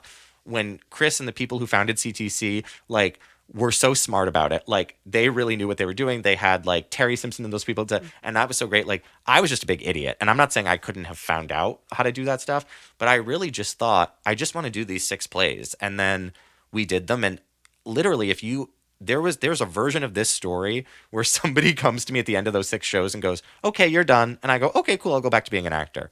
So the fact that this would be Epic's 9th year, really, if we were still going, That's crazy. is insane to me, because I really thought, I was like, I just want to do plays. I mean, I don't think you would do the kind of shit we've done if you really were worried about longevity. And you have a space with like concessions and all that kind of stuff. Yeah, it's great. Like That's you can see why I thought they would take it away from me. Like the first but was that there the first year, or did you have to No, like the first go year and we find were that in and, like, the okay. first year we were in Hope Artist Village, and that was Gotcha. I mean it was 1,000 degrees in there on any given day, and I mean those people were still the Zabinski studio. They were so nice to let me use it. Like it was wonderful, and it gave me the chance to try a lot of stuff and figure stuff out. But when we went to the Artist Exchange, and it was like which is in Cranston, and it was okay. like parking, concessions, a bartender. We're going to give you staffing. We're going to give you X, Y, and Z. Oh, so wait, that wasn't a space that you went and purchased or you went and No. rented. It was a space that Nope. already dealt with creative stuff and had the facilities. That's a whole and side. okay. That's a whole side other thing thing, of like yeah. the business of doing theater is Yeah. like. Well, number that's why I one, wanted to touch upon you it. 'cause have I to, think like, it's important. when you're doing theater, number one, it's we talked about at the very beginning of like, oh, like John Leguizamo thinks you can just like do your art, whatever. Yeah, and it's like, I don't want to make it No, this no, point. I no, think yeah, you're just yeah. comparing The thing- it to the machine that is movies But- versus yeah, theater. but where- it's like the difficulty with theater is that you have to practice it somewhere. Like you can't just like do it. It's not like I love all artists. I think all artists are like miracle makers, but like if you are a painter, you can just sit in your house and paint whatever you want for however long you want. And then if you decide at some point you would like to have a gallery showing or something, I imagine you can just like find a way to do it. You can't do theater without having some sort of structure in place. Like you need other people. You need like You're right, but also ironically, play. we've rehearsed things in both our living rooms. I'm sure. Yeah, I mean, but yeah, like you can rehearse. But that's I've not what you rehearsed want. That's I've not what rehearsed you in want. living rooms. I've rehearsed in church basements. I've rehearsed on the street. Like it, like so you Backyards. can backyards and stuff. But like so you can do it like that. But like you need some sort of a structure. You need some place that you can eventually perform it, or you can perform on the street. But you need a script. You need other actors. You need like tech people. You need a whole like. She's so right. And the other Army. thing too is, as theater people, sometimes what we have to do is go to a venue. Like I went to a venue once, and they were like, "We want you to do a show here. We want you to do a show here." And I was like, "Cool." So they're like, "Right. So you can show up on Thursday, right? And you'll rehearsal Thursday, and then you'll do Friday, Saturday, Sunday, and then that's it." And I You're go, like, what? That's not and I'm how like, theater is. I'm like, first of all, you want me to rehearse in here once. So where do you think I'm going to be rehearsing all the other times I'm not here? Yeah. And this was primarily a music venue, so it's not their fault. But in their mind, it's like a band. Come in, you get one, check the mics, run the show, and then come back. Because they don't know. They don't know that it's 6 weeks. It's 6 of, weeks yeah. of rehearsal before that. And that's part of the reason why starting a theater company, like a company, is so hard. No, rule number one is the space. If you don't have a good space, and like that's, Kevin brings up his partnership with Artist Exchange, like that's a lot of ways that people do it is you have a collaborative artistic partner that has a building that you can use and that allows you, that understands what goes into theater and allows you to rehearse there for several weeks before But one of the actual reasons show that happens. CTC, where Tammy's the artistic director, one of the reasons you would look at them, even though they're not going back to like equity, one of the reasons you would look at them and say, wow, this is a great place to like invest your money and it's a stable place is because they own the building they're in. Oh, and that is huge. Yeah, I was gonna say I want to end Tammy, so I do want to touch upon that, but also, so what was your experience like going from, the actor actress to now this, I guess, more managerial type position, which I think is recent for you, and congrats by the way. But has there been kind of like a gear change? Has that been easy? Has it been more like, oh, I've had to deal with things I haven't had to deal with before and put on a different type of hat when working in that way? Like I have to like kind of maybe separate the actor actress side versus like the creative director side. Like, what's that been like for you at CTC? And then I want to go into a little bit more about CTC because it is a well-oiled machine, but I think there's value there. But what was that like for you? Yeah, it's really interesting. I'm like right literally in that transition as we speak. But I think for me, like I talked a little bit about my life as like a freelance performer, and I did that for about 10 years. And it was great, but it was really, really hard, and I was very poor. And I prioritized like doing my art and that type of stuff and doing work that's like fulfilling to me and challenging and like pushing me as a person and as an artist. And after doing it for 10 years, you kind of reach a plateau. And so you have to have something that's propelling you forward in it. And I was kind of at a place personally where I was like, well, I've done, really what I want to do acting wise. Not to say I don't want to act anymore, but like I've kind of I'm kind of set with that for a little bit. I've done directing, and so I'm interested in doing that. But like, that's not really super sustainable because it's not like a million directing jobs every minute. And like, again, that's a whole other level of gatekeeping of who will allow you to direct a show in their theater. So I was in a place personally where I was thinking like, okay, what is next? Like I've kind of done this thing for a while. Like what's the next thing? And meanwhile, Chris at CTC, who had been the artistic director for 15 years, he founded the company 15 years ago and had been the artistic director ever since. He's starting to think of similarly. Like I've kind of done this. I'm more interested in development and growing the organization. And the reason we have bought the building and continue to make improvements to the space and our patio and all, we own two buildings Yeah. is because of Chris. And so he's more interested in that side, the executive directing business side. And so he said, I really want somebody who can take on the artistic life of this organization. You're doing the artistic managerial, and he's doing like the balance sheet, Yeah. like that kind of managerial. And so I think that's interesting. So they do have that kind of person in place. Yeah. And does every theater have that, As or is you, that okay? I mean, every theater is a little bit different, and you can have a theater company that is a company of one. And it's one person, and they do everything, and they manage everything. And I think every theater company kind of starts like that, and then depending on how long it goes and how it grows and how those people want the organization to grow, it will get bigger and bigger. And so CTC, I would say, because of Chris's leadership and also the privilege that he had being in South County and having dad who's like a lawyer and having like, having connections to like rich people and coming out of Princeton and like all this stuff. Like it's not like he had a lot of help as well, but it was his kind of like brainchild. He always had a plan to grow the organization to be an established thing as well as an artistic organization. So he went from a bunch of kids outside of college doing plays in the summer And to renting the buildings, and by the way, right? yeah, and like, but when they first started, they would be in like libraries and like storage spaces and all this type of stuff. But his plan was to grow it beyond that. And so he got to the point where now we have like full-time staff, like literally like people whose full-time job is to work at the theater. But that took several years to do, probably like a decade or more to do that. And now he's at the point where we need to expand it further. And so instead of just having one person who's like running the whole artistic and business life of the theater, it's now two full-time jobs. And in most established theaters, like the sort of regional theaters or, the what you might call the quote unquote bigger theaters, they have that. They have an executive director that does the business side, and then they have an artistic director. And it's like those two, it depends on like the organizational structure, but for the most part, those two are equals. And they kind of work together. Like me and Chris are going to be working together, but having those separate focuses. And for me, in terms of the transition, it makes a lot of sense because I kind of did what I wanted to do as a kind of freelance performer for a long time. And I think we talk a lot about almost the romance of doing that life of like just being a performer and not having a 9-to-5 job and like doing that. And it is great, but it's really hard. It's always a grind. It's quite draining. And I've done all kinds of crazy jobs, like selling coffee makers in stores and like all of this stuff. And I started to think ahead.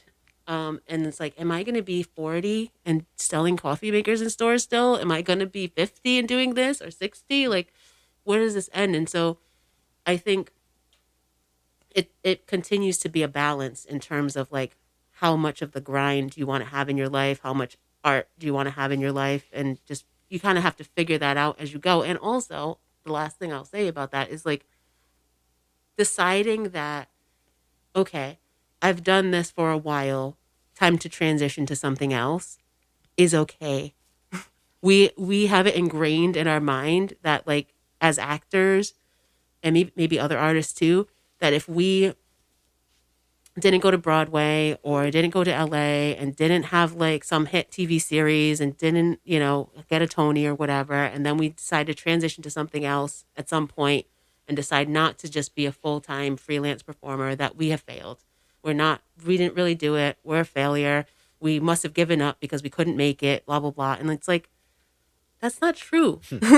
It's just that like your life is long and it's really draining to be in a constant grind all the time. And maybe at a certain point, it's draining to be an artist. I love it, but it is draining. And so you might want to do something else with your brain and your time for a little while.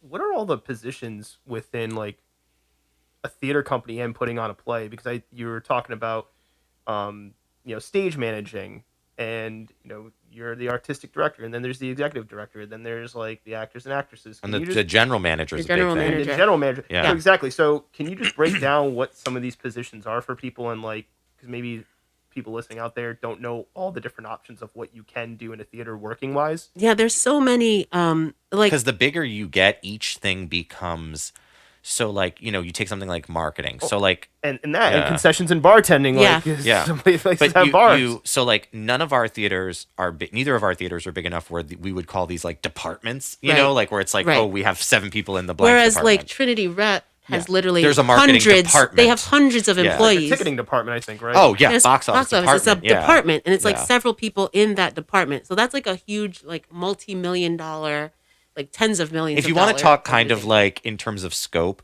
so bigger theaters have development departments. Yeah. And so neither one of us has development departments. I don't even No. have a development person. And so a development department is literally an entire group of people in a cubicle or whatever office full-time job is to get money for is the to get theater. money. It's to get people to leave you in their will. It is to get big donors, corporate donors. Like it's literally, that's all they're there to do.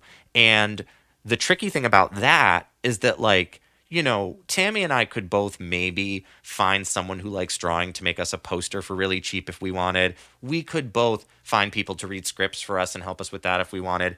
Nobody on earth is going to write you a grant for free. Not a soul alive.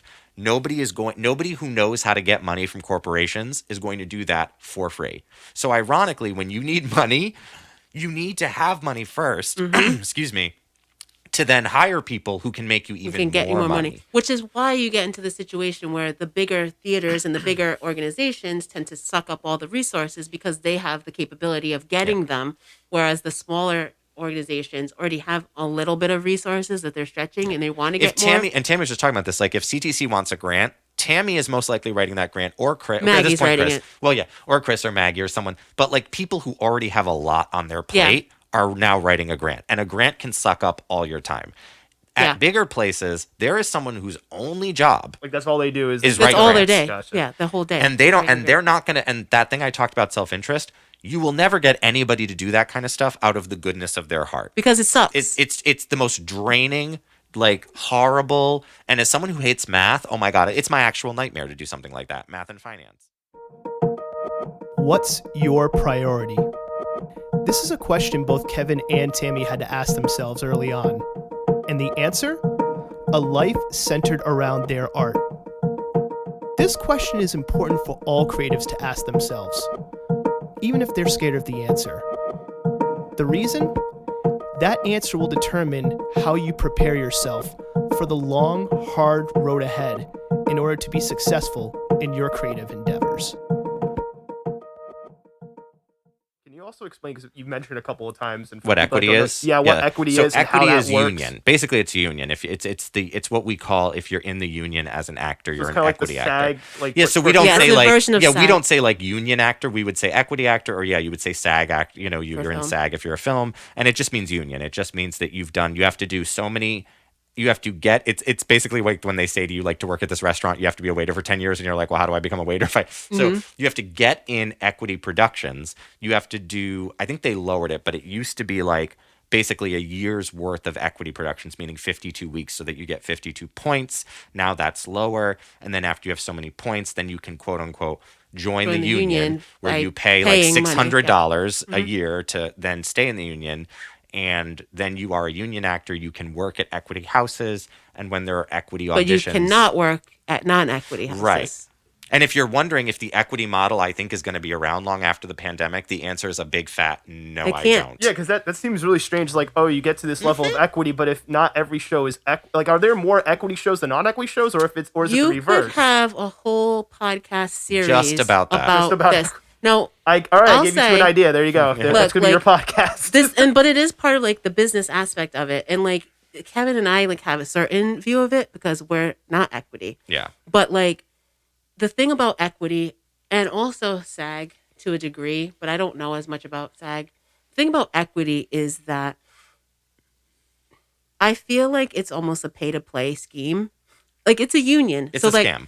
so basically I'll say it. Tammy's not saying It's, it. I'll say I think it's a scam. it's a union. You heard it here first. It's a scam, everybody. I mean, it is quote unquote a union in that if you join an equity production, like they're going to make sure that the production house, the playhouse, like meets certain standards and can only work you certain hours and all that stuff. So you're not being abused. Is there a certain like pay floor for that as well? Like are you like Yes. is Well, like, and union there's just all like, different- hey, you work 1 so hour, but each- you're gonna get your 8 hours for the day because you're union or Well, something but the like thing is that? too, there's also on top of that, there's tiers of what kind of equity theater Right. you are. So there's like A, B, C, D. So you can Oh, be so it gets even more complicated. yeah, because the thing is, a Broadway, and it makes sense, a Broadway theater should not have the same rules applied Right. to it as a 50-seat black box that is also an equity theater. and like the you know? minimum amount they're allowed to pay you for Broadway is different, higher yeah. than the minimum amount that like GAM could pay. And the or interesting something. thing is that like then you have a situation where like Disney on Broadway, like Disney Broadway has its own pay scale that's above even what equity requires them to pay. So all of that is true. Like people want to join equity because you're going into a quote unquote professional place that's like theoretically not going to abuse you or work you into the ground, and you're going to get a minimum salary. So that all sounds wonderful, doesn't it? The problem is that 95% of theaters are not equity. I don't know what the real breakdown is, but like 95% Because you can't are not work equity. non-equity places, then You I guess that cannot limits work your non-equity amount of places. work that you can pursue, I'm guessing. Absolutely, 100%. So you have to either say, I'm going to go the equity route or I'm not. The interesting thing is like as someone who's like my family, everyone was in the union, like when like my mom works at a hospital, so when she got her job, that's a lifetime job. Mm-hmm. So there's never a question of like, is this a good idea? Because you're going to have the same job your whole life. But it's not a lifetime job when it comes to equity. No, and because here's the theater thing. Equity, when you join equity, for if there's someone listening who really is like, I don't know anything about theater. When I join equity, if I join equity as an actor, they're not forcing people to hire me as an actor. They're not helping you get work. They're not even actually encouraging anyone to hire you as an actor. So the thing is, what then happens? Tammy's definitely got something to say. No, I probably misspoke. But No, the thing you're is, right. it's like the thing is, they're not even necessarily encouraging for me in my experience. So the thing is, it's like, yes, you're in the union, but then you're on your own to get work. So the whole thing, I grew up in terms of how I thought of unions as protection, like Yes. you are guaranteed a job, and so Right. it was always weird to me this idea of like theater union That's because why I'm it's like, not a real well, you union. can't guarantee me a job though. So it's union half-assed. It's not a real union like that. And it's also like you talk about like protection. What equity actually is, the purpose that it serves is to be a gatekeeper. Because if you're like the GAM, let's just say, the GAM is a theater in Rhode Island that is an equity theater. So like if you hold auditions at the GAM, like I don't know, like 500 people might want to show up and might want to audition and might want a part. And if you can't spend time watching 500 auditions, I suppose, and so, you need to have a way of like a cutoff. And so what the GAM says is, if you're equity, you can audition for us. If you're not equity, we'll think about it. but to get equity, you need to be in an equity production. So Yeah, it's so kinda you the can't same even idea. audition if you're not equity in some And it's cases. another thing too. It's a privilege issue because I could get on a plane right now. There is a shitty children's theater in Florida, and how they get people to work there is they have a ton of money, and they go, if you come down here and you work with us for one shitty summer, probably the worst summer of your life, and do a lot of shitty children's theater, we will buy you into equity, which is another thing that you typically can't do at other unions. So you Wait, can. so you can buy into it now? So here's what This is happened. getting So interesting. this is where the privilege comes into play. So Tammy is non-equity. I am a theater. I have a theater. I want Tammy to play Hamlet at my theater, but I'm an equity theater. But I really want Tammy. Tammy has no points on her. She doesn't have any equity points. Okay, I can go to equity and say, I really want her to play Hamlet. I need her to become an equity actor right now. And equity will say, cut us a check for X amount of money, and she will be equity tomorrow. So the whole idea that, you have to work and you have what? to... Yeah, no, that's Yes. a real thing. So the whole idea that you have to like earn it and get some, like, that's a noble idea, that you have to get a number of points because you have to get experience No. but it kind of shoots that in the foot if I can also just cut you a check. Because the thing like is, one of too, those mobile though, games, like you can either grind and get this Yeah. thing, or you can like pay and get, 100%. get the but the thing experience is, points. if they were doing Hamlet and they did auditions for Hamlet, which, like, if you're doing Hamlet, you would probably already know. Yeah. But, like, if, let's say, they didn't know and they were doing auditions for Hamlet and I did the best audition and they wanted me for Hamlet, odds are they wouldn't pick me because of that. Yeah. They would pick the equity actor who was worse because he didn't have to pay to bring them in. Yeah. But what I was trying to say was, there are theaters who will dangle. They'll be like, we're a shitty theater. You're going to have a terrible time. You're not going to enjoy this. But what the carrot that we can dangle in front of you is, at the end of it, we will let you skip the line. You will not have to do 52 weeks of work. You will not have to do 30 weeks of work. How do theaters become equity? They buy into it. It's money. It's all So money. it is money. This So- is why I say it's a scam. Because I It's always thought all it was like money. big theaters like the GAM, all but then money. you're telling me there's a small theater, like So you have to contact, when you're a theater, you have to, so like my theater's not equity, so neither is CTC. My theater's not I was about to ask. Okay, so that how was we my would, question. so again, we're probably biased, but how we would, although our theaters will be open before theirs, so take that for what it's worth.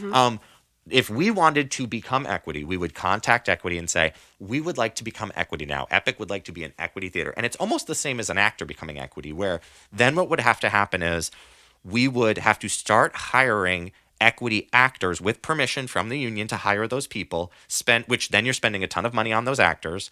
We would have to do that for a year. We would have to follow equity guidelines, which now some of them are really great. Like, equity has certain rules that we could follow, and I think CTC actually follows them anyway. But it's about, like, after so many hours of rehearsal, you need to take a break. After this many hours, you need to do a lunch. And can equity determine when, like, if other equity theaters can open, like, for example, with COVID and well, here's what happened. happens. So just very hey, briefly, you're an because equity again, theater, we're not going to Yeah. open because you're equity, whereas like you get more so autonomy. this is what's happening right don't now, do and it. again, it's a whole thing. But basically, equity at the early on in the pandemic put out a list of things, that guidelines. Equity hired the person who used to run OSHA for the Obama administration, and they put out a list of safety guidelines for how to open your equity theater safely during, like, things you have to do if you want to open your equity theater in the pandemic. Is this at a national level, or is this like National. individuals? If you're an equity theater. When I say the word prohibitive, it is, you will not be able to do it. I don't know a theater that can do it. It's and I'm not saying those guidelines are wrong. They're probably right. They were looked at by experts, but the reality of it is, just tell the theaters to close. It's not possible. Do you know how much it is to put a bathroom in a theater, an extra bathroom, to say you need a bathroom now and you need a shower for every 3 actors? How are you going to do a musical? How is that even possible? How are you going to do that? And so to me, it was like, they should have just said, you guys have to close. Or they should have, I really don't know what they could do. But the funny thing is, so here's the crazy part, right? My whole life, I've been very pro-con. So if you want me to do anything, you have to tell me what the pro is versus the con.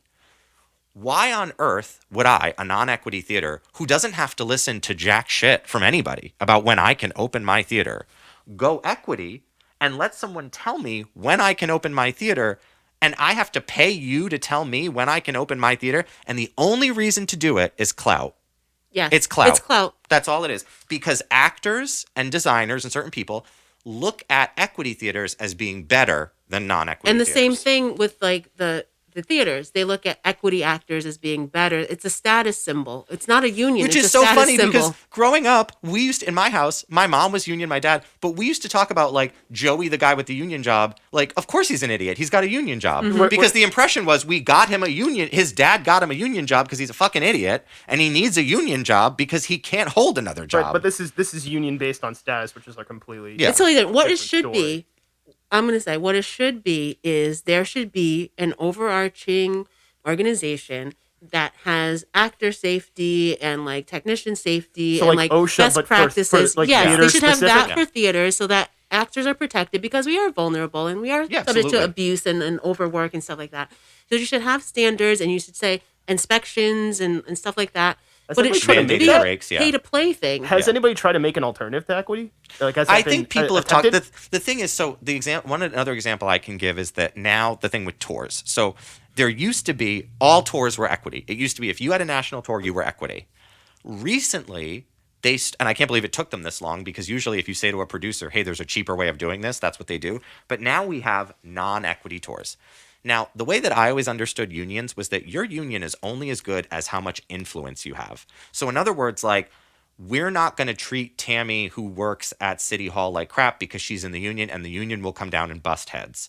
So the first time I started hearing about non-equity tours, I remember saying to my friend who was in the union, what is the union doing about this? I'm Italian. Like, in my mind, it's like, are they going to go to that producers with a bat and be like, you're not doing a non-equity? No, because seriously. How very Italian and how very Providence. No, but seriously, also, if you're not going to do that, what power do you have? Yeah, and then why would am I any paying you actor dues? want to go to the union if you could just do a non-equity But tour? also, like, I'm paying you. What am I paying you for? What power do you have? You got to pay dues for equity on a theater and actor level? Yes. Okay. 100%. A lot of money a year. lot, yeah. And so when I first started hearing about non-equity tours, I was like, what is equity doing about this? Oh, they're very upset. Well, what's What are the they plan? doing? This And they actually went, sounds like a mafia protection scheme. no, but it's not the mafia, because the mafia actually could have stopped this, because the mafia would have known what to do. So because what equity did was say, we're gonna do a campaign where we tell audiences, ask if it's equity. That was their actual name of their campaign. And the plan was to explain to audiences that if you're seeing an equity tour, you are seeing, probably you're seeing a nicer looking tour. You're seeing a tour with better costumes. You're seeing actors who are trained, all this shit. Garbage. Versus a non-equity tour. It's a lie. But here's the best part about that. Even if that were true, which it's not, you think my fucking mother cares whether the costumes are washed 3 times a week or twice a week? Like, my mother's like, is the ticket cheaper? Yes? Cool. That's where I'm going. Gotcha. So it didn't make a lick of sense. And that was there because you have a bunch of, forgive me, NPR listening woman named Lindsay thinking about how to wield power. And so whereas my approach would have been to I go love how to you the just made Lindsay the new Karen. yeah. But like, whereas my approach would be to literally take a baseball bat and go down to the non-ec producer's office and go, you're not doing a non-equity tour. Or if you want to get really practical, say to all the actors doing that non-equity tour, I hope you all never want to be in an equity show or go equity. Because if you do this tour and you're costing my members money and work, you will never get in this union. That could have killed it. Instead, they just were like, is there any way we can sort of educate our way out of this? It's like, no, of course not. You're a union. Speaking of money, because I know we went down the equity rabbit hole a little bit. And I'm glad we did, because that was one of the things I wanted to ask. But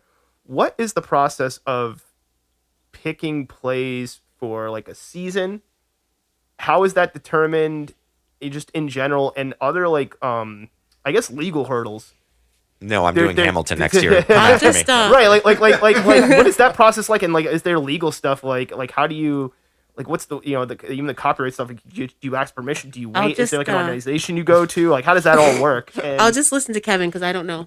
yeah, You're about to find out, though. So the creative process of picking plays for the season? she's like, so how does this? No, and well, then the legal process. but I guess, Tammy too. has been a part of a lot of conversations about that because she's been an associate artistic director too. So she's kind of, and every place is different. And like CTC, their season is like more of a January to, well, they do seasons, right? They used to do like the summer Right. season, the this, Yeah. to that. I do what I would say is maybe more the traditional model, which is like, it's so weird how theaters and television is the same in terms of like September used to be when the season started and like May used to be when your season ended, or June. And so I'll just say it's different for everyone. I do know that some places the artistic director goes in a room and picks 5 plays that he or she likes, and that's the season. And in some places there are committees and communities and collaboration and all that kind of thing. With me, I have conversations constantly with, first I do just try to look for shows that I like. Then I think about the actors that I know I work with and who I want to give opportunities to. I think about the directors that I work with and the kind of work they like to do, what they've done before. If there's a logical next, like Tammy talked about plateauing. And so if you're working with a director, you want to give them something that excites them, that's different. You don't want to, if Tammy directs for me and she directs a comedy, I don't want to then give her 5 comedies in a row year after year after year because that's not exciting. So then it's giving scripts to those directors saying, hey, what do you think of this? Do you like this play? It might be going to actors. Tammy and I were going to do a show called King Liz. And then I was like, I wrote this other play. Do you like it better? And so that affects what's like in the season. And then at the end of the day, for me specifically, I want the season to tell a story in and of itself. And so that's really weird, right? Because you're taking like maybe 9 plays that 9 different people have written, and you're going, I want to tell a story with pieces of a puzzle that were not meant to be pieces of a puzzle. When you're saying you wrote one and then 9 different people have written, so what is that process like? Like if there's like a known play, So it's really so this do is you the just part reach that out to like yeah. how do you find that like So yeah, out? I should so okay, so this is the part that literally makes me want to take my hair in clumps and yank it full out of my head. So there are God, now it's like Monopoly because there used to be Dramatists and Samuel French. Concord Theatricals just bought Samuel French, and I think the Dramatic Bookstore is buying Dramatists. And these two companies, Are these they like licensing organizations basically? Yes. they're licensing organizations, and they own everything. So they they're like the Every play. ASCAP Can you BMI imagine? of, Yeah. of Yes, music so kind every- of, but for plays? Every Yeah. single play. and we should say musicals are MTI. So there's Yeah. MTI. There used to be, and now there's Concord Theatricals, and as of now there is still Dramatists. So those there's are the three like- places Those that are own the copyright everything. Every publishing houses play. for any play you want to Yeah, do. like- Like you go to them and then they contact. The So person without who wrote it. getting too in the weeds about this is how frustrating this is. So Tammy's shaking her. because Tammy knows she's been a part of these. She's been in the weeds with me on this because her and I have both liked plays that we wanted to do that we. So okay, so you write a play, and if the play is good, the weird thing is you want this to happen. That's the bizarre thing. So you write a play, it's good. Let's say Dramatist says we would like to handle licensing for your play, and if someone buys a copy of your play, we will print it and sell it to them, and you get some of that money. Okay. So let's say I wrote a play and it's on. Not to stop, but when Yeah. you say buy, not just buy like I just want to read it. Buy as in like I want to. I want to buy. do a Well, no, production. both. Oh, both. Buy Okay, a so that's two copy of different it. fees. Yeah, Okay. Both. buy a copy of the play, and the weird thing is they can also then like another publisher could then publish like a fancier version of it, and you can get that on Amazon. Oh, you mean like publish that as like a book format or Yeah, something? but Okay, so most, that's like a whole other thing. but like what we call the acting editions, meaning like the scripts that you would typically see actors working out Oh yeah, of. like line, like not like the story edition, but like the line version. So Okay. for the most part, they're like, we want to sell the acting edition of your script, and we also want to license it. So let's say my play was on Broadway. So it might be a play that more people want to do because it was on Broadway. Kevin Broccoli in Cranston, Rhode Island applies to do that play. Dramatists can say, actually, you can't do that play because we think Trinity might want to do it. We don't know. We're not sure. They haven't told us. But we think they might one day. So we're going to prevent you. We're going to block you from doing that play for 5 years. And just wait and see if Trinity or GAM or a theater in Boston. Because the licensing fees are so much higher for equity. Yeah, that's what we should explain. If you want to buy and I should actually, it's not even equity. If you want to buy what's called the professional rights to the play, here's the funny thing. You don't have to be a quote unquote professional theater to buy the just pay it. professional rights. It's literally just more money. It's pay to play. It is pay to play. So I was gonna say like could you get around that 5-year wait if you had more money? And just Oh, spend 100%. But it's a more lot now? more money. 100%. Well, yeah, I'm It's the guessing difference. yes, It's but- the difference between $1,500 and $10,000. Now, do people pull like a because I think it was funny when you said you don't have to be even a theater or equity. Do people pull like a how should I So put this? here's the Like thing. What I'll- like Michael Jackson Yeah. to Paul McCartney, where like I'm not a theater goer, but I know this like this So I'll place will tell be you- popular, so I'll I'll buy tell the you what- rights, when so this- that way you gotta yeah. pay me. So when this when you started, try to no. perform it. So when this started, the logic was that the only people that the reason it's like, well, we're going to call these the professional rights because the only people who can afford to pay these rights are going to be bigger houses. What they never counted on was there are probably 5 kids down the street from here at Brown University whose parents could all pool $2,000 apiece together, and they could get the rights to the hottest commodity on Broadway. And there was a time where dramatists and Samuel French in those places used to say, okay, but you guys aren't a professional theater. Like, you might have the money, but you're not a professional theater. We can't allow you to do this. And now they don't. They go, you got the money? Cool, come on in. If I wanted to do at Epic, so I'm a non-equity theater.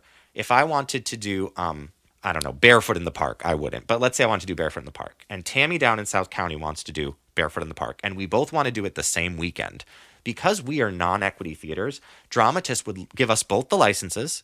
They would not tell us. They would not say, just so you know, Tammy also wants to do it that weekend. We would find out when both our press releases went out. We would get what is called non-exclusivity. Like, in other words, you both can do it and we're not going to stop either one of you, and good luck. When you buy the professional rights, when you pay that 10 grand, what you're actually paying for is, if I buy the professional rights to Barefoot in the Park, Tammy can't do it. It then gives you what's called exclusivity in your region, which means nobody else in that region can do that play. And it's not even just like the same weekend. No, the same year. I think it's almost the same year. Well, with the exclusivity, could you use that as a way to make cash for your theater or for an individual? Well, here's the thing. I own exclusivity. Here's the thing. I'll let y'all do it, but you got to pay me. No. Okay. No. You can't And do that. but here's the thing. Here's how it does benefit you. If I'm the first one to do Barefoot in the Park, of course I'm going to make more money than Tammy. Gotcha. I mean, the first one is always going to make Yeah, more, it's the and Rhode the Island clout. premiere or Like we whatever. talked about, the clout. So this goes back to the whole pay-to-play thing of. I think I can tell this story because they're not around anymore. So Second Story Theater in Warren was supposed to do. So this was crazy because typically you pick a season and you do the season the way that you announced it because you tell people we're going to do these 5 shows. They buy a subscription and those are the 5 shows you do. The artistic director of Second Story never really went along with that. He was always kind of like, I'll pick a bunch of shows, but then maybe I'll change a bunch of them. So one of the things that happens is there is a feeding frenzy around this time of year where all the artistic directors are under normal times, are putting in for rights for all different kinds of shows. And so like you get blocked for something, but they'll say to you, they don't say you're blocked forever. What they say is come back in 6 months. But, typically you come back in a year because in 6 months my season is chosen and, So there's a feeding frenzy, whatever. So he had applied for the rights to this play called Red and he got turned down. So midway through his season, he said, just out of curiosity, could I get the rights now? Because if I can get the rights now, I'm just going to cancel the play that we were going to do, and we're going to do Red instead. And he got the rights. Well, GAM had also gotten the rights, but they weren't going to do it until 6 months later. So they called Dramatist, or someone, allegedly, somebody called Dramatist and was very upset and said, hey, we're supposed to be doing this show in September. Because we paid money for. We paid all this extra money, and now you're letting this other theater do it in March. Who's going to come see it in September when it's Rhode Island. The state is the size of a city block in New York City. So Dramatist went back to Second Story and said, we're so sorry. We know we gave you the rights, but we're revoking them. But what they said to them was, pick any other play you want to do, and we will. Doesn't matter what it is. It could be anything restricted that you want, which is the biggest gift you could possibly get. And I've had that happen to me too, where they've given me something and then they revoked it and they said pick anything you want, and it's like a dream. It's your dream come true. It's a kid in a candy store because there's so much that we can't have access to because we're not equity. So they picked August Osage County. So now this theater that was not an equity theater, that was not quote unquote professional theater, just got the rights to what at the time was the biggest show. It had only been off Broadway, I think, for 2 months. I mean, it was like the coveted. And it was like the talk of the Tonys and like all that. And so they just made out so much better because you would much rather have, at that point, Red was like 2 years old. This was brand new. It was the biggest show. And so I only tell that story to make the point that we said that equity is a scam. Licensing houses right now for theater, huge scams. Huge scams. Speaking of that, right? What is the... Because I have to tell you before I forget, because it'll slip my mind. They also don't tell you when you go on the website. It's not like they say to you, by the way, this is restricted. You're not going to get the rights to this. You have to go through the process of applying and then find out after you apply. So you have to give whether them or not. money. So You have to give them money already to find out. No, it's not about the money because you don't put. Holy crap! You That don't, would really be a wrap. No, You gotta pay us finders. no, you don't put any money up front, but it's still a colossal waste of time. You're like planning your season and you think, okay, this, then you put it in. But if you knew it was restricted, then you wouldn't. You wouldn't say bother. this, Is there this, any this. legal repercussion, or what happens if I run theater XYZ and I'm just well, no, fuck it, I want to do this show. Well, do you want me to tell you? A story? So I'm guessing this has happened. What is the legal repercussion? So we were doing a play at Epic called Cock or the Rooster Play. Kira Hawkwood was directing. We got the rights. We were doing the show. We're in rehearsal. A theater in Boston had also gotten the rights. And another error on the part of the licensing. No one else was supposed to get those rights. Now, I laughed as someone in Rhode Island because I'm like, you think there's competition between us and Boston? No. Nobody here's going to Boston to see No. theater, and vice versa. So I thought it was interesting when you said it was region based too, who creates. The yeah, it's region insane. and who It's insane because determines that? we're even Trinity has lost the rights to Huntington and Boston, which is insane. It's completely bizarre. It's bonkers because they put us all, because it used to be that what you wanted was the state premiere of a show because that was the clout moment. Now you want the regional premiere. So regional would now mean, so there's a theater in Boston called Speakeasy that only does regional premieres. So if they want a title, nobody in Rhode Island, including GAM or Trinity, can get that title until they've done it. And who determines the region? Is that the publishing? They house decided. people? They Okay. they basically redrew. It's like gerrymandering. They redrew Jesus. the districts. This sounds like both like the rest, Oh, like the it's insane. wrestling territory. But what I'll tell you is, and this yeah. and this. But So I'll what tell you. So happened with someone we were who did doing it? we were doing this play called Cock, and we're in we're 2 weeks from opening, and that's when we put out our Facebook event. We put out our press release. And this theater in Boston called dramatists and said, hey, you gave us the professional rights, which means we have exclusivity. They can't do their show. Well, they called me, and I said very bluntly, and I'll say it publicly, I said, we're doing the show. We're 2 weeks away. We're not canceling. Are you insane? So I said to them what you just asked me. I said, what happens if I just do it? And they said Yeah, to like me, is it gonna be like the baseball bat mafia thing? well, do you know what they talked said? about before? They said, we will fine you this amount of money. The amount of money they were going to fine me was less than the rights to do the show. So wait, so what was the amount of money, or can you not talk about that? The only reason I didn't say it is because I don't remember exactly, but I believe it was like 600 fine versus 750 to just pay for the rights. Wow. So basically, if you want to be like, F it, I'm gonna do this like exclusive hot show that I don't Yeah. have the rights for.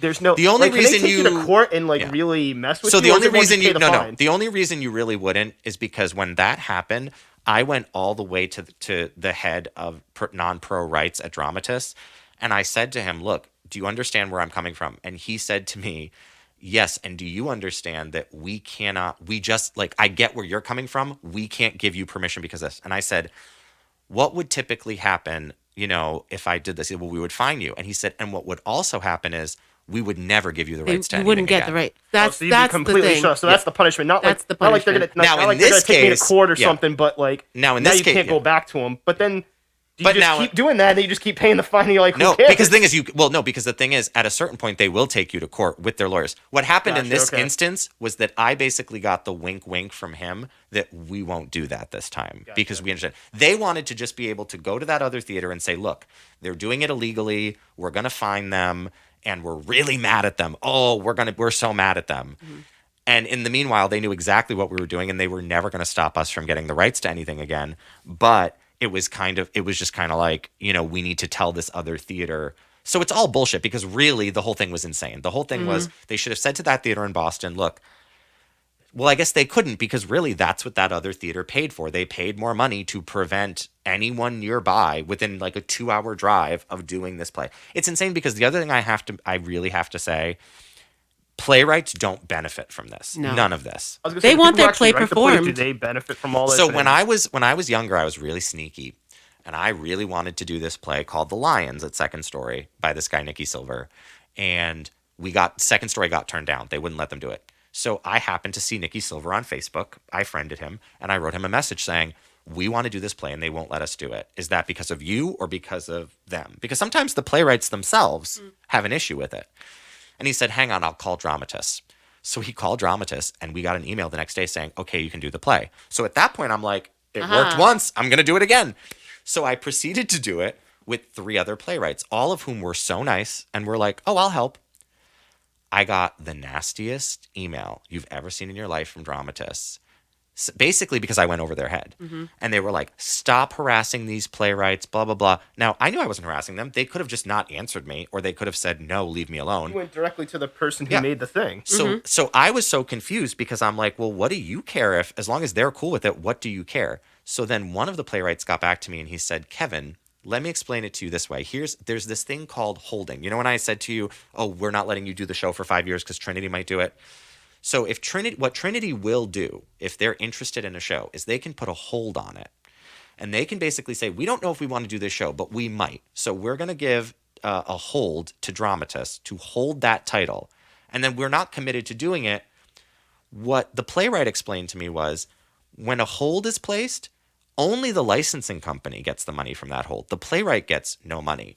Well, it doesn't take a genius to figure out that then what you want to have happen is you want lots of theaters putting lots of holds, but you don't actually want anybody doing the show. Because when they do the show, the bulk of that money goes to the playwright. So as a licensing company, you want more holds than you want actual licenses being given out.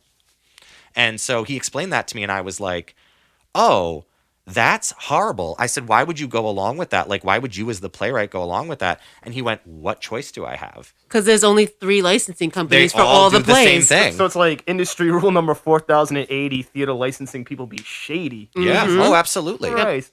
And so these people were mad because the playwrights were saying to them, take the hold off and let them do the show. The other thing is they know, and this is true, once CTC does Barefoot in the Park, chances are nobody else around here is going to do it for 5 years. Right. So the licensing company gets more money if Trinity does it than if CTC does it. Yeah. So they would rather have... Now, the playwright gets the same amount no matter what. So the playwright doesn't care. The playwright is just like, I want my play to get done. I don't really care where it gets done, but I want people to see it. The licensing company is holding out for that bigger theater, that big get. And this is how frustrating you talk about planning a season. It's not just new shows. We wanted to do a play that was like 40 years old a couple years ago, and I had a cast and everything because I thought this play is 40 years old. Like, we're going to be good. And I wrote to dramatists, and they also don't give you reasons. They just tell you. They just go, you got turned down, you got restricted. They don't tell you why, and just try back in 6 months. Well, I was so confused. Once again, I played Karen, and I called up the guy, and I said, I just need to know why. It doesn't make any sense. This play is 40 years old. Some random Hollywood star read the play and decided to make a movie of it. And because they wanted to make a movie, they did not want any play or anything. That was going to be my next about question. it. Like, what happens if somebody wants to do something other than a play? Do they have to go to those publishing houses? Yes. Like, hey, I well, want to make no, that's a little... So if you want to do... So like, I want to make a video game No. based on a Tennessee Williams play for God well, knows that what goes reason. into... Like, how that's a does whole that- other thing, because Okay. that's public domain and everything else. Or but- like the estate of the person. Well, okay, maybe Yeah. not. All right, sorry, I chose a bad one because it was public domain. But like, I want to do I want to make a video game out of the Hamilton play somehow. So you have to go to you Lin-Manuel. have to go to... That's... Like, That's Oh, where you you go go- directly to the yeah. you don't go Lin-Manuel. through those That's where you publishing go to houses the for creator. for Yeah. other But then he forms? can Okay. say, okay, drum MTI, Yeah. whatever, like, no, we're not doing That's this. why, as a playwright, like I'll speak just as a writer, as a playwright, you really want someone to like option you for a film because that does then come directly to me. So I was gonna say you've been on Yeah. both sides of the equation. You've been the person wanting to do a Because play. you're and have to not go through the- but buying, you've been the you're person only writing the buying play. licensing rights. You're not buying ownership of the thing Yeah, itself. you're just buying the right to perform it on these Yeah. particular weeks. Gotcha. And in You're fact, like that Nikki Silver, who I dealt with for the Lions, I'm sure they gave him a hard time about us, but he's just a badass, and he's like, I don't really fucking care. You're gonna waive the rights. It's a funny story. When we were doing Hedwig, Dramatist tried to shut us down after the first weekend because somebody called Dramatist, someone probably jealous, called Dramatist and was like, hey, they added characters to this and you're not supposed to. And they were referring to the fact that we had backup singers and we gave them names. But they weren't talking. I didn't give them dialogue, but they had names. And so That was gonna be my other question too. Like, can you take dramatic license? Like, No. kind of like Nope. what they did in the movie, Theoretically, the Romeo no. and Juliet, when they set it in the Theoretically, modern day. Not Theoretically, really, no. Like, no. you're not supposed to change the gender. You're not supposed to change the race, theoretically. If But it's do you really specified. get a fine if you do that? they Like, can They shut can you shut you down. down. oh, really? The reason that ours came up was because we had a feature done on Hedwig, and in the Oh, feature okay. there was a picture, and in the caption of the picture they had the backup singers, and I remember the photographer said And to they me, put the names just to, like, I'm guessing the put the names of photographer, the people? the photographer Okay. said to me, "What are their names?" And I went, "They don't have names. They're not characters. They're backup singers." And he's like, "Well, we need names to run with the caption." So I went, "I don't know, sausage and hot dog and Wiener Schnitzel." Mm-hmm. And so they ran those names. And so Dramatist sent us a letter being like, "You are not allowed to do the second weekend of your show. We are pulling the rights. If you Oh, wait, so try you to." didn't even have names in the beginning. It was just, we need it for the caption. You just randomly said Yeah. some stuff and then they came at you? Yep. I had to find a friend in New York who was friendly with John Cameron Mitchell, who was the creator of Hedwig. I got his email. I'm sitting at CTC judging the singing competition there, sending an email to John Cameron Mitchell begging, being like, you're the only one that can get them to reverse this decision. He had to email them from Germany at midnight and say, basically back the fuck off. And then Dramatist responded, CC'd me, and was like, okay, cool. But they weren't even going to investigate. They basically were like, cancel your second weekend. We'll look into this. But by the time we look into it, your show, I mean, I think it was literally the Thursday before the second weekend when they were like, stop everything because you added characters. What else is involved from, like, we know the play we're going to do up to opening night. Like, can you walk me through that? And then can you also walk me through how is it determined, at least in general, if a play is going to break even or make money or not? It's like every theater is a little bit different, and I will say that at the Contemporary Theater, we're in a position where we have a mortgage, and we have 4 full-time staff now. We'll hopefully be 6. And I'm including guessing staff. concessions 6 and liquor full-time because you staff. guys have a liquor license. Yes, which we have a not liquor everything has. license. Speaking of liquor, Kevin, can you pass me the yeah. the bottle of bourbon right there, Four Roses? What's Ooh. I don't Yep. even. Yep. Ooh, I'm Nope. gonna try you some of already that had it, later. yeah. All right. You can try some right now. I'm gonna spike my I don't coffee. drink. I love it. That's why I didn't know what you were talking I'm into about. bourbon. You could have literally said any word. And I So, would've- This is, so the thing with CTC that I'm It's like Joe Rogan gonna- show. We got bourbon. And we're gonna have cigars soon. Enough. bourbon. Oh god, now we're gonna get bourbon. sued. No, you only said like 2 seconds of it. Okay, Like, that's fair use. But sorry, but if you want any, So- I'll spike your coffee too. I'm At gonna do this right now. I mean maybe. So you were saying like At- profitability. so at for some things. CTC, like, we have to take into account that we have these like fixed costs. Like honestly, like our budget is something like $300,000 a year, something like And that. you have your staff, but every actor also We have on the staff, project and gets every paid. actor gets paid, every technician gets Designer, paid, every everything, yeah. designer gets paid, and like we have a bar manager that gets paid. Like she works, a certain amount of hours every week. You got like a well-oiled machine. we have with, a like, scenic- balance sheets and all we that. have good someone stuff. who is on our staff who is our graphic and like scenic designer, and so she gets paid.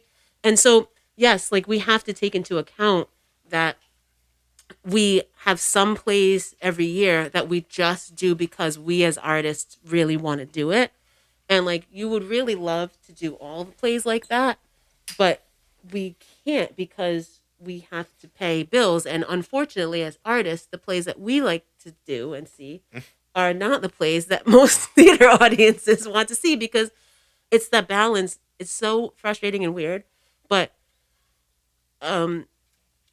people want to see the same play over and over and over. And people want to see either like the big play that they've heard of that was just on Broadway, or the same play they've seen 20 million times. Like they want to see some Shakespeare. This is why, well, well, maybe not Shakespeare, but just like the thing they yes, know. people want to see Shakespeare, and that's like the number one playwright produced in America is William Shakespeare, whatever. But, and that's why every theater does A Christmas Carol every year, because people love it. People love it. They just want to see Makes it. money, baby. Or it makes money because it will sell out every night if you do A Christmas Carol, which is the same play everybody sees every year. It's like, why don't you want to see a different play? No, they don't want to see a different play. So that's like the balance, is picking stuff that you find exciting as an artist, that your ensemble will find exciting, that fits with, like at CTC, it's like a certain, not exactly in like aesthetic, but it's like a vibe of like playfulness and sort of ambitiousness, irreverence that we want to put on the stage, and then also something that people will pay for and come to see. And you got to choose like, can I take my kids to this play versus like the Yeah. family versus like, if it's a heavy topic or if it's like 18 plus or Yeah. something like that. I'm guessing, And right? like, funnily enough, right before the pandemic hit, because our season at CTC is like a little bit different. Like we have our January to like March, like spring is like a springboard time, because not a lot of people, our theater's like down by like the beaches, and not a lot of people come to see shows there in like March or February. And so we open it up to doing new work. So we were just at the end of that season when COVID hit, and we had deep discussions last summer of like, the summer is like the big money time. So we have to have at least one show that's a big money show, but a show that's not going to make us want to die. And not Is going that to make for us, everybody it being big money, or is it more specifically for your theater? Because for our theater. No, was most gonna say, theaters are 'cause shut it's- down in the summer because nobody goes. Because you guys are located like more like near the beaches, which means Yes. there's going to be more people around because of the summer. Okay, So I just that's wanted where to- like one of our Gotcha. big money times is in the summer. And so you want to have a show that attracts those people, but also as artists, as performers, you don't want to do a show that you hate. Why would you do that? And so we had planned to like balance it out. We wanted to do like a sort of children's family oriented show that would be fun. And like, if you put kids in it, or if it's something that's like, you can bring kids to it, like people would love to come. And so we were actually doing a brand new adaptation of like a continuing story of like Wizard of Oz that was going to be new. And we were working on that, and it was like new play development. So it was like a whole other thing, but we were like wrenching ourselves to figure out, okay, like what's a kid show that we want to do, that we want to perform and work on, but that will also make money. And so it's like that constant balance, because if you go too far in one direction or the other, you're either going to end up producing crap that you don't like, or you're going to bankrupt your theater. Theater industry rule number 4080. Equity in licensing houses be shady. Okay, my bad Q-tip impression aside, knowing the legal ins and outs of your respective creative industry, along with how that industry deals with things like licensing, copyright, trademark, etc., is crucial in not only protecting your work, but also protecting yourself. There was one moment where I went to an audition in Boston, and they had us all say these like couple of lines, one after another. And I'm thinking, like, what do I do here? Because obviously, like, this character is a black character, and it's like she's like the typical like sassy wisdom black friend or whatever. And I'm like, what do I do here? Because I feel like what they want is a stereotype. Because like the people sitting at the behind the casting table don't think they're being racist when they tell you to do that. But that's because like there's no black people sitting behind the casting table to say, like, yeah, she's talking like a black person because she is, and that's the voice that's coming out of her mouth.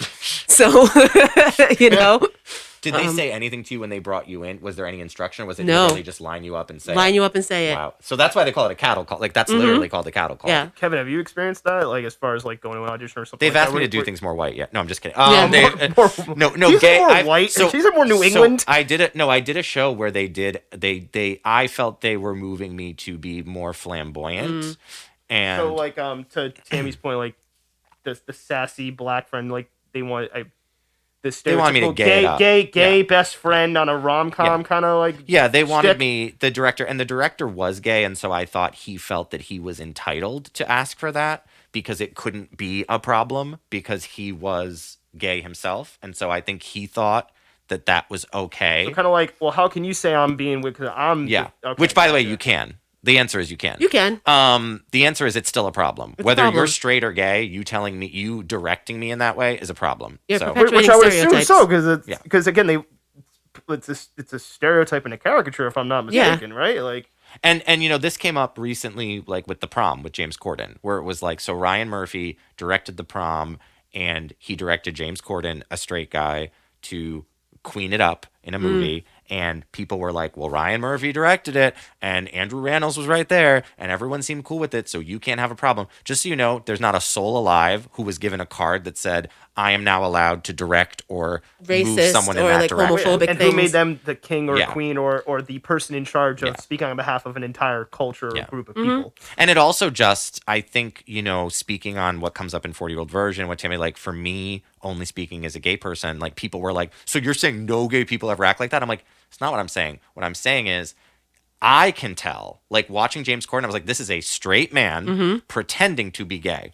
Yes, Nathan Lane would have done all the same stuff, and yes, it would have been entirely different because Nathan Lane got there by living his way there. Exactly. James Corden is just showing up to the party and being like, so I just like And limp my putting wrist. on and, this thing. Yeah, it was honestly gross. I can't tell you the number of people who feel that they are entitled to, straight people who feel they are entitled to argue that, like, it shouldn't make a difference if a straight person plays a gay role, that, for some reason people feel very comfortable saying that to me. And when I make a big deal out of it happened recently, that movie Uncle Frank, Paul Bettany, who's a wonderful actor, great guy, didn't play it flamboyant, but I was still like, you could have gotten a gay guy. Do you direct your I'm trying to figure out a way to ask this in a way that makes sense. Do you direct your anger, your ire at the Paul Bettany, the actor? Oh, I have who so took- who much took the- anger, it can go everywhere. Well, I have plenty for everyone. I guess in that situation, do you direct the ire at the person who took the role? Oh, well, I can be angry at everyone, but here's how I feel about it. There's a great monologue in that show, Years and Years, where the grandmother basically says, it's our fault because they sell $3 t-shirts that are made in sweatshops because we buy $3 t-shirts. If we didn't buy $3 t-shirts, Then if we nobody said, would then be no one would selling buy them. them, and they would say, we better change the way we do things because it's really bothering people that these t-shirts are made in sweatshops. So I direct my anger at my friends who say it's not a big deal to have a straight person play a gay person. So you're going out the consumers saying like because that's okay. Yeah, because if everybody, let me tell you something, nobody would dare do at least, I mean, who knows? It's 20. I shouldn't say nobody would dare do anything, but I get the feeling that like in 2021, nobody would make, let's say, a big screen movie where like Malcolm X was played by a white guy. They just wouldn't do it because they would know, not because they're so moral, they would measure the backlash and they would go, no. I don't even think they would make like a Cesar Chavez movie where they hired a white guy to do so. That's, now we're pushing it. But my point is only to say, for some reason, nobody will go at that. Nobody will say like, nobody will even debate that, which they shouldn't, because it's cut and dry. But when it comes to sexuality, there is this weird thing. And even with trans characters, where it's like, well, there's wiggle room. And what I tend to think is, those people who think straight people can play gay characters, they also think white people should be allowed to play black characters. But they know that it's not socially acceptable to say that. So they keep their mouths shut. And what they do instead is they argue another argument that is still socially acceptable for them to argue. And it just is insane to me. And the argument they always use is, well, when someone walks in an audition room, you're not legally allowed to ask them if they're gay or straight, and which is a totally fair point. What I always say to that is, first and foremost, you should put it out there. We want LGBTQI and actors in this role. That is what we want. If you, the actor, don't care that that's what we're looking for, and that if you take this role, we think you're gross, then okay, you can try to fool us. The other thing that I didn't come up with, but a friend of mine who's a director did, which I think is brilliant, and I think it should be the standard question in every audition. Look at that actor and say, why would this role be meaningful to you? Why do you want to play this role? Because there's not a gay person alive who, if you said to them, why do you want to be Pryor in Angels in America, would not say, because I'm gay. And it's meaningful to me. So that's how you can get that answer without asking. Yeah, so for some reason, and I want to make sure I'm following you correctly, it's not considered ridiculous on the level of like a Tropic Thunder level joke. It's not considered ridiculous or not considered completely out of question to do a gay or LGBT. It happens more than it totally, doesn't. With that, so it's like it's a perception or an acceptance issue. Am I following you And correctly? the big thing that I think that the gay community who have a problem with this, the reason they do is, on top of them then getting those roles, then we give them Oscars for it. Yeah. Jared Leto gets called brave. He's so brave. He played a gay person. He put on a dress. He's so brave. Well, what's brave about I was it? gonna say brave for what? Yeah, Yeah. but what didn't exactly they do is the same thing brave? with what was it? Scarlett Johansson was. Oh God, her. And, what was that nightmare. Well, a string of them, right? Oh, she's playing Malcolm X next week. She's actually, it's coming on Netflix. She's. Yeah. Hence, Don't you think? Can I just ask though? Well, Don't you I'm think laughing that's? I'm laughing because hence the joke part. Yeah. It's No, but ridiculous, here's the it thing. may That's happen. that's my question. Why is it a joke? Why isn't she just not working anymore? Yeah. That's my question. The minute we call something a joke, it inoculates it. Exactly. It's then, We're it's not then ready to funny. make that joke yet. It's not. It's then funny as opposed to she should never work again. We're not No, ready to you're make that right. joke because we haven't solved the problem. Like once we solve the problem, then we can make the joke and about that's it. a part of, but that's something that's happened, right? Like there were probably discussions in a boardroom somewhere about, oh fuck, Scarlett is so dumb or whatever she is, or she doesn't care, that she's just going to keep going after these roles. So what do? Because we can't lose her. She makes too much money. We But they cannot went lose through her. with it, which is even crazier. But what I'm saying is, there's a meeting then that says what we'll do is we'll lean into it and we'll laugh about it and we'll have her fucking boyfriend who writes for SNL crack a couple jokes. And at that point, it's that weird thing that the public does and that we do where it goes, well, they're in on it. They know they're being terrible. Oh, so it's more of like it's all good good fun. The joke part of it is dangerous because then it's like, oh, the wink, wink, nod, nod, nudge, nudge. Because what we should really be saying is it's not funny. It's not funny. Stop it. And it's okay, Yeah. but then it's like, well, no, it's not really okay. It's funny in the sense that it's so friggin' odd, but it still happens anyway, which is bad because like you know what I mean. It's at the it's end of the awful. day, like we need like leaders to lead. We need our like leaders of studios to freaking lead and say no. And now we've gone to the next level, which is it can either make money or it can get attention. And so a lot of the times, we will give something our attention, and attention is currency. And so we go, but it was all bad attention. It doesn't matter. It doesn't matter. It's like what was it? I think Eric Bischoff of I'm relating this to a weird thing, but wrestling. WWE, yeah. WCW, he had a book called Controversy Creates Cash because he knew if he did absolutely. controversial stuff, it was going to get eyeballs, and those eyeballs translated into Nielsen rings, which translated into advertising. Yeah, I mean, look at the moment that we're in. Look at the disaster And that casting we've in just terms gone of through. casting, and I can only speak on, with LGBTQ, but what I'll say is like I have found, and I think it gets worse the higher you go, that people in casting have less and less imagination Yes. the higher up the chain you Yes. go. And that's the part where I like, and I'm not even a theater person, and I look at it, something like somebody who not even a theater person. I'm not in the theater or I'm not in the movies, but I look at something like, a Scarlett Johansson being cast for some of the roles that she got casted for, or something as ridiculous like you said, like white, like, and you know what? I don't want to say never because somebody will probably be dumb enough to do it, like a white guy playing, Malcolm X. Like I look at it and say, this is insane. I'm not going to give my money to this. But then there's people who do, and you just wonder, Because see, the trade-off is the weird farce of it is like, but there are people giving money to it, and you're like, why?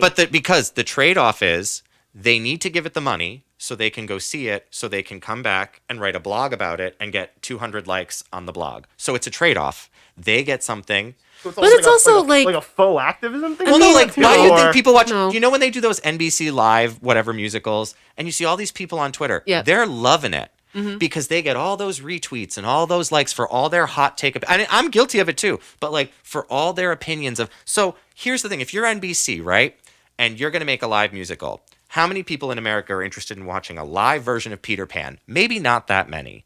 Now let's say you can kind of sneakily indicate to the public that it's really not going to be that good. So It's kinda actually almost going to be going back to what you said about the wink, wink, nudge, nudge. yeah, People being it's on actually the joke, gonna quote unquote. yeah, it's actually gonna be kind of bad, and like it might be kind of fun for you guys to watch it because like it's really not going to be that good. Well, now I, who have literally zero interest in watching Allison Williams and Peter Pan, have been signaled to that, but Kevin, it's going to be kind of bad, and maybe you can have some funny opinions on it, and maybe people who follow you will think that your opinions are very clever. Well, then what happens is you wind up in a spiral of we're actually better off maybe making stuff that's bad than making stuff that's good, because there's nothing more boring than a really well-made thing, right? At the end of the day, in terms of like conversation culture. Yeah, the best thing you ever see in your life is not going to generate the type of like buzz as something you You watch hate. Lawrence of Arabia, you don't really have anything to say when Yeah. it's done. So You're just kind of like, that was great. So as much as people want to see like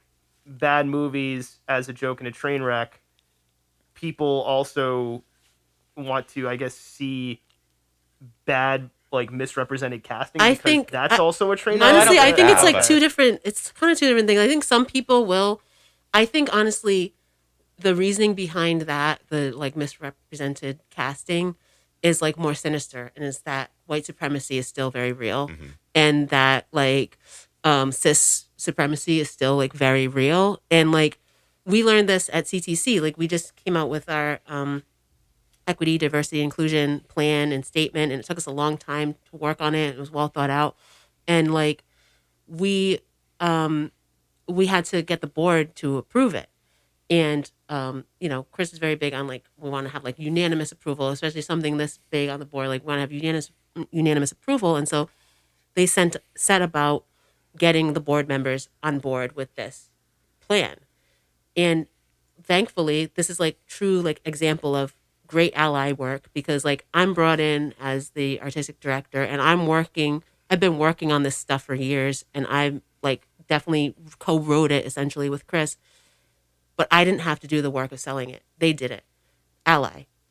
But they went to like each board member and like sat down with them and like explained it to them and like had push and pull. And I had to do like Zoom meetings as well with certain board members that I was had a close relationship with Chris, and explaining why it's necessary to detail it in this way and why we're using the language that we're using and why this is important. And we thought we were going to lose a huge donor for it, because she just wasn't on board, and her rich husband like really wasn't on board. It was a whole huge kerfuffle, and we had to decide like, okay, we're gonna take this like $40,000 or $50,000 a year hit because we believe this is important work, and it all goes to show you that like it's a process, and like this is in Wakefield in the CTC community where like they're pretty quote unquote woke. They're kind of with it. They're like liberal people. Like they're not Trump supporters or anything, but even with these like white liberals or whatever,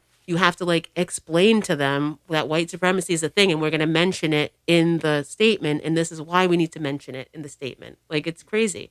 So I definitely agree. It's a learning process, and it's a process, and it's a process that we all gotta in every facet we gotta go through. Hence why I asked the question, because I see the process happening in Hollywood, and I had really wanted to know, and hopefully the people listening just want to know, is that process happening in theater, and what is that looking like? So thank you for giving the information on it, that there is things being done. There's things being done. It's an ongoing process. It's like, it's something like I'm kind of like known around here for like having like a, I don't know, like I like went around like doing a bunch of this work before, but like, Well, I've said it before, and I've said it again, because I know you, and I want to touch upon this in a little bit too, as far as your activism goes. Like, I want any and all daughters I ever have to be like Tammy Brown, and I'm not saying that just because you're my friend. I'm like, no, because you stand up for what you're standing up for. But you're saying it's a process. Is that the start, or do you consider that the beginning, or do you consider this like in the middle, I guess? Or is this just like a baby step in the right direction? yeah, I mean, honestly, like getting like a little deep into it, but I think it's important to say like white supremacy, and that's what I'm talking about specifically, but there's all kinds of bias in what we put out into the world. It has been 400 years in the making in this country. It's 400 years in the making. And so you can't just, and as a country, we have never taken the time to examine that, to really go deep and look and do some soul searching and say, okay, what has this meant for our country? What has this meant for our people? What has this meant for our society? And until you do that, you can't really even start to change it. So I will say that the work that I've been doing at CTC or with the Woman Project or in any form of activism, it's like starting on the work. And like the work has to start with an acknowledgement of the problem. And so I think up until this point, there has been not a lot of interest to fully acknowledge the problem in its full depth. And Would you say possibly even denial that a problem exists? Yeah, like denial that a problem exists, but also denial of the ways that we're all complicit in continuing the problem. And I think like, and there's this whole, I mean, you could do a whole podcast about this by itself, but like the idea that how racism manifests itself and white supremacy manifests itself in our society is not just because like a Ku Klux Klan member burned a cross on your yard, but it's because like you're in a room. I, as a Black woman, am in a room with a bunch of people, and I say something, and it's ignored, and then the white man says it, the same exact thing, and then people say that's a good idea. Also you're saying Ku Klux Klan, and maybe somebody will correct me on social media about this, but I'm pretty sure like the first movie was Birth of a Nation, which was like basically a Ku Klux Klan like propaganda picture. So, absolutely. So, like that's crazy. Like the first ever like, and that's a movie motion picture was a freaking Klan thing. Yeah, because it's because of its place in the history of cinema. It's shown in like film schools, and it always will be, because it was like, well, the first major sound like big motion picture, but like, like it's a white supremacist film. Like that's what it is, and we don't want to acknowledge that. I mean, but I think when I found out that blew my mind. I'm like, really? That was the first motion picture? Like, holy crap! And like, I think this past summer, we sort of reached one of many breaking points as a country, and so I think it's at the front of mind for many people right now to be working on this and to try to fix this problem, because it's really wrenching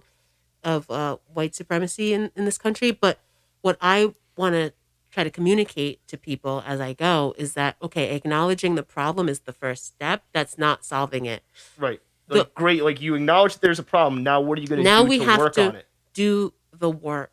And it is work. Like, it's kind of wrenching work. It's difficult work. And Kevin like can speak to it too. Like, Kevin's been really like at the forefront of really trying to do this like at his theater, and it's still it still causes issues. Like, he and I have still had like fights about it at times, because you try to do everything right, and then you end up having to cast someone that's like not appropriate for the role. So this leads into my question, and Kevin, I knew you were going to say something, but I think it may be in response to this possibly. There is the term, and I don't like it, but it's a term that gets thrown around. I'm doing air quotes right now. Get woke, go broke. Is there either a fear or an apprehension of speaking out within theater? Yeah. You know, I mean, like, not for me. Do you mean like in no, terms maybe of... not for either one of you, but like just in general, like if I speak out about this thing, or I think like this is not being fairly cast, or like 100%. I'm not gonna, right? I'm gonna get blacklisted or whatever. I wanted to use the term blackballed, but I feel like that's even like a messed up term. But like, do you want to know what's even more? Yeah. And you're not gonna get roles because you said something. We talked about this once, but what's even more insidious, I think, is that what theaters will do is if person A makes a fuss about something, like let's say, okay, I'll just use myself. So let's say you, Jason, are doing a play and there's a gay role in it, and or you have shown a pattern of casting straight actors in gay roles, and I make a big fuss about it. Okay. So that theater doesn't want to be known as the theater that's like homophobic or anything. Okay, cool. But what they're also going to do is they're going to say, so here's what we're going to do, because we also don't want people to keep speaking out, though. We can't encourage that. So we do have to fix this problem, but we can't encourage people speaking out. So what we'll do is we'll go get a gay actor who's not Kevin from New York, Boston, whatever, and we'll give them the role. That way, Kevin can't say anything, right? Because we did cast a gay actor, but we're never going to cast him. So we'll fuck over the person who spoke up, but we'll also kind of fix the problem in a way where people won't be able to speak out. Yeah. So what I have started saying lately since the pandemic or since whatever that is definitely some insidious stuff right there, though. Yeah, it's very happens. We're going to fix the problem, but we're going to screw over the person who said But that it person sends will a never message, work here. and Which it is sends a crazy. message. What the message that gets sent is, don't be the one that speaks up.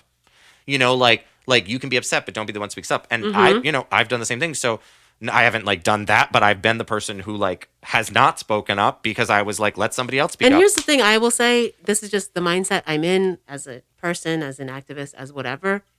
Just speak up anyway. It's more important to me. Yeah. It's more important to speak up and solve this deeply traumatic, insidious problem in our society than whether I get a role at the GAM next year. Like, at the end of the day, who cares? Like, I can act anywhere. But what I'll say is, what I've been telling people is, don't be afraid to be like, hire a Latinx actor. And by the way, I'm Latinx, so hire me. Yeah. Don't be afraid to do that. That doesn't make you vain. It doesn't make you egotistical. It doesn't make you anything. It makes all the sense in the world for you to say, I am advocating for Black people, gay people, Latinx people by advocating for myself because I am one of those people. X thing that you just said. The thing is, it prevents them. Because here's the thing, it puts them on the spot. It doesn't mean that they're going to then you back them into a corner, but it at least puts them on the spot of like, look. You got them on their heels, like, okay, like. Because you already are cutting them off at the pass because some of the pettiest people that were ever born on the face of the earth run theater. I am the pettiest motherfucker you've ever met in your life is me. So I'm exactly going to, I'm not going to do it in terms of you speaking up because, we fought about something, but I am, in general, I would say kind of petty. So there's no reason if you are, it's great for people. And Tammy has done a lot of advocating for artists of all backgrounds, for Black artists, but also for gay people, Latinx people, whatever. And I think it's great to do that. And I think the implication is, well, you should be selfless about it, though. You should do it, and you should only do it. And if they never hire you or if it costs you, you fought the good fight. Good for you. Yeah. And I think it's totally fine to fight the good fight and fight for yourself because why not? Why not? Yeah. You're there. Why not be like, you should hire me because it'll solve two problems. One, Yeah. you'll have a good actor working here.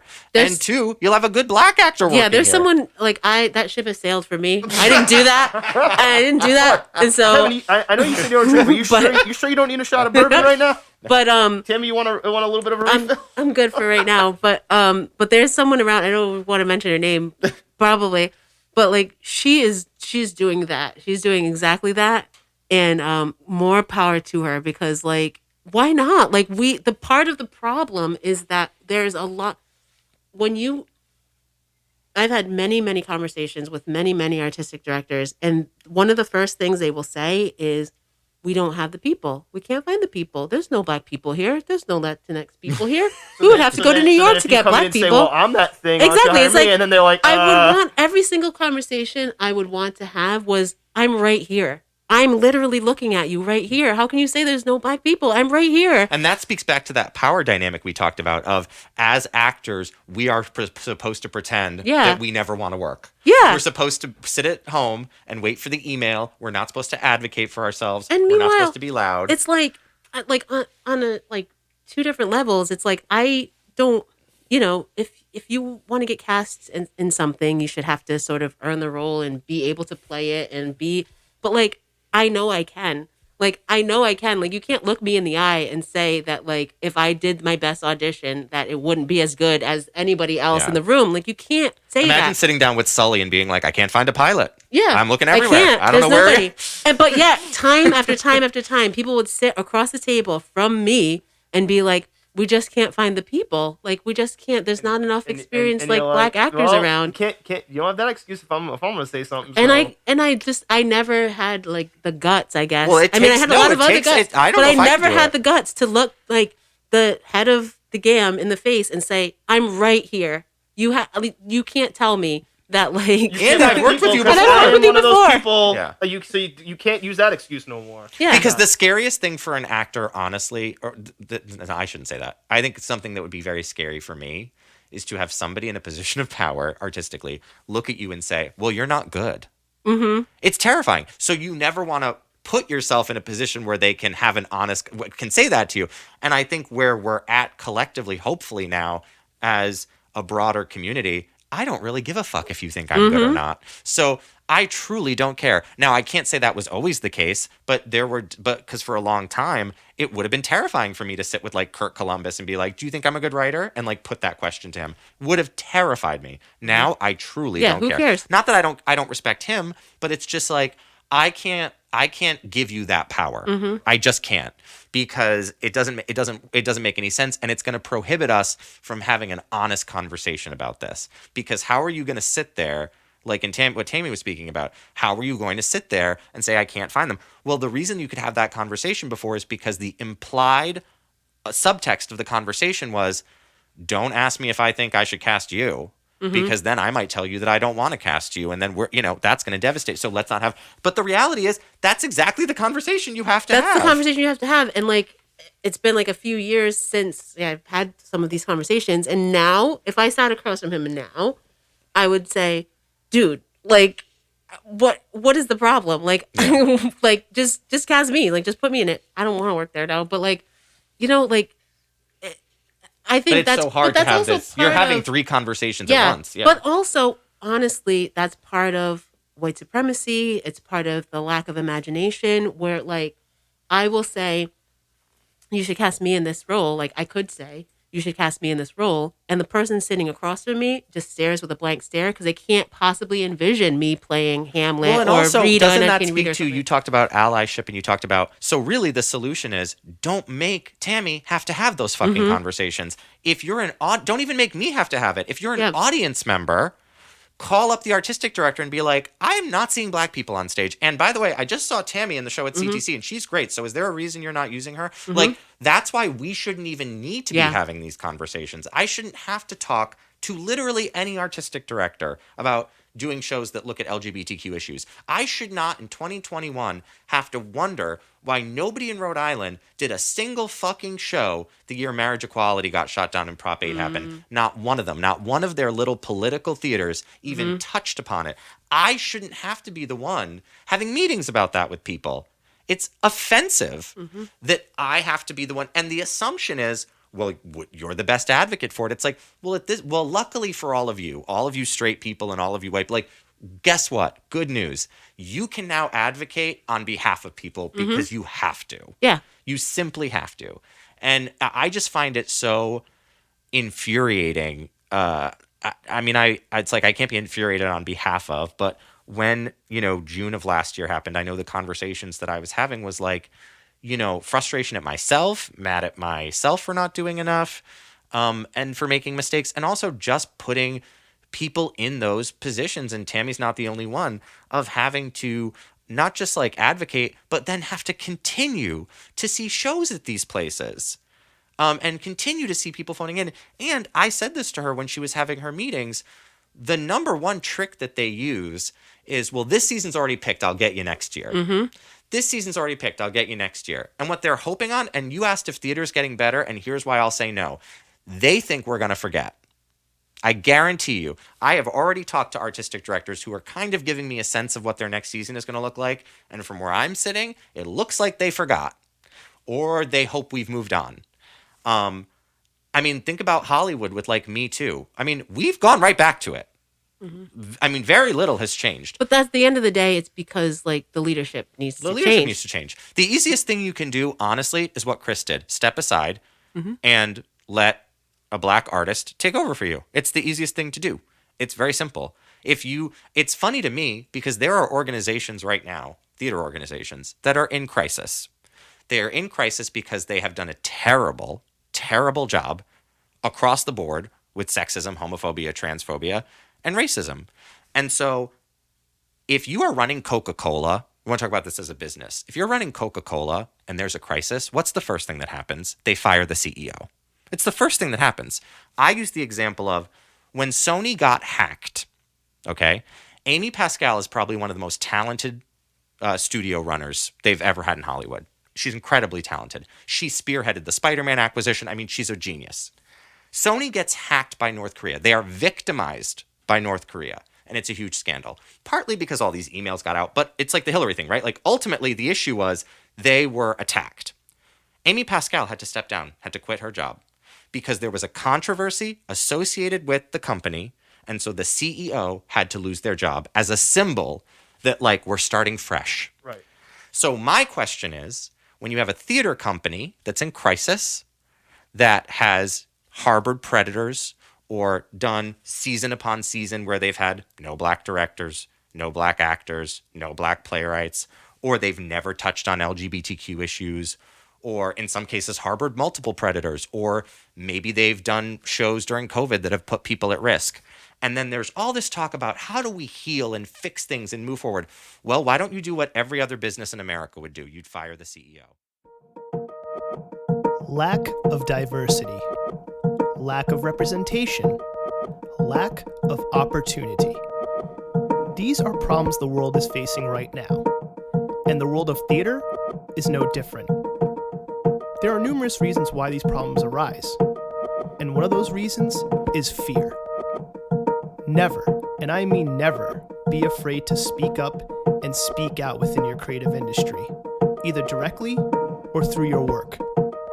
And never be afraid to be an advocate for someone else and for yourself. Last thing I want to do, I want to give each of you an opportunity if you want to take it. Anything you want to promote, whether it's your own theater or another production, what you're doing right now, and anything you want to promote, I'm just giving you some time to do that. So, Tammy. Well, my OnlyFans is... No, I'm just kidding. Yeah, right. Tammy, I'll start with you. We just finished a huge project at the CTC, which was the 24-hour play festival. We're all trying to put together a season of digital content and then plan for the upcoming opening, whenever that may be. So, I mean, I would say we have Wakefield Idol going on at CTC, theoretically, which is weekly. It's existentially happening. What is Wakefield Idol, just real quick? Wakefield Idol. So CTC is a theater, but it's also kind of a community organization. And so I know you guys do improv comedy, like Maestro. we do and stuff improv like that. comedy. Improv comedy, Yes, yeah. we do full-length improvised shows and full-length improvised musicals. But right now we have Wakefield Idol, which is a singing competition, which we do every year. And it was shut down about midway through in the pandemic. So we're picking up where we left off. So there are like 6 or 7 great singers that are singing every week, and people can vote and watch. And it's like your own individual sort of Rhode Island based American Idol in a way. And it's been a really popular thing. So that's going on right now. And I'm still trying to figure out how to create and build a whole season based on digital content.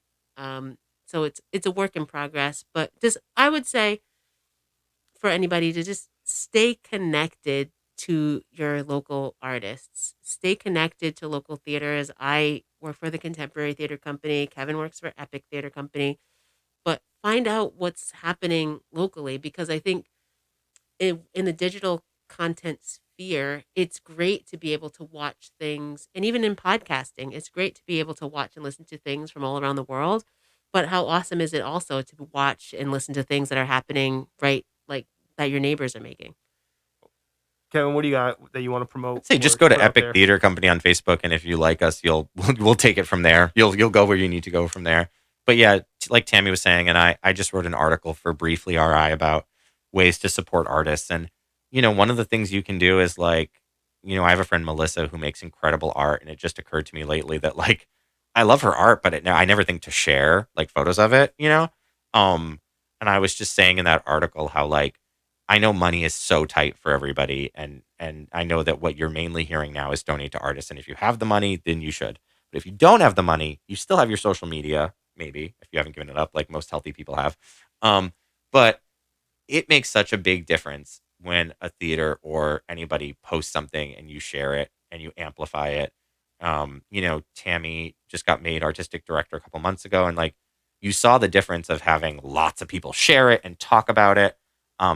Awareness is still an issue. It's still a big issue, and it doesn't cost you anything to just amplify the cool shit your friends are working on. Absolutely. And so that's a big thing. I never ever take it for granted when I write something and somebody shares it, when I do something and somebody comments or even just likes it. I appreciate all that. I mean, there's the insecure part of me that just appreciates it as a social media user, but it's also like I appreciate it because it really does help. And you never, ever know who's watching that and who says, you know what, I'll follow that.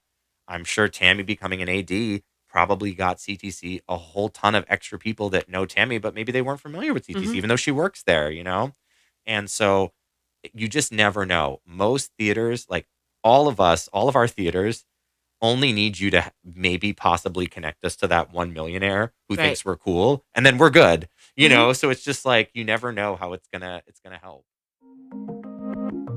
And that concludes this episode of the Creative Capital Show. Very special thanks goes to both my guests Kevin Broccoli and Tammy Brown. The Creative Capital Show is hosted, recorded, edited, mixed, and produced by me, Jason Sylvia. You can listen to the Creative Capital Show over at our website, creativecapitalshow.com. We're also available on Anchor FM, iTunes, Spotify, Google Podcasts, SoundCloud, and all other major podcast hosting platforms. If you like the show, please subscribe. Helps the show out a lot. And be sure to follow the show on Instagram, Twitter, TikTok, LinkedIn, and YouTube. I hope you enjoyed the show, and until next time, keep on creating.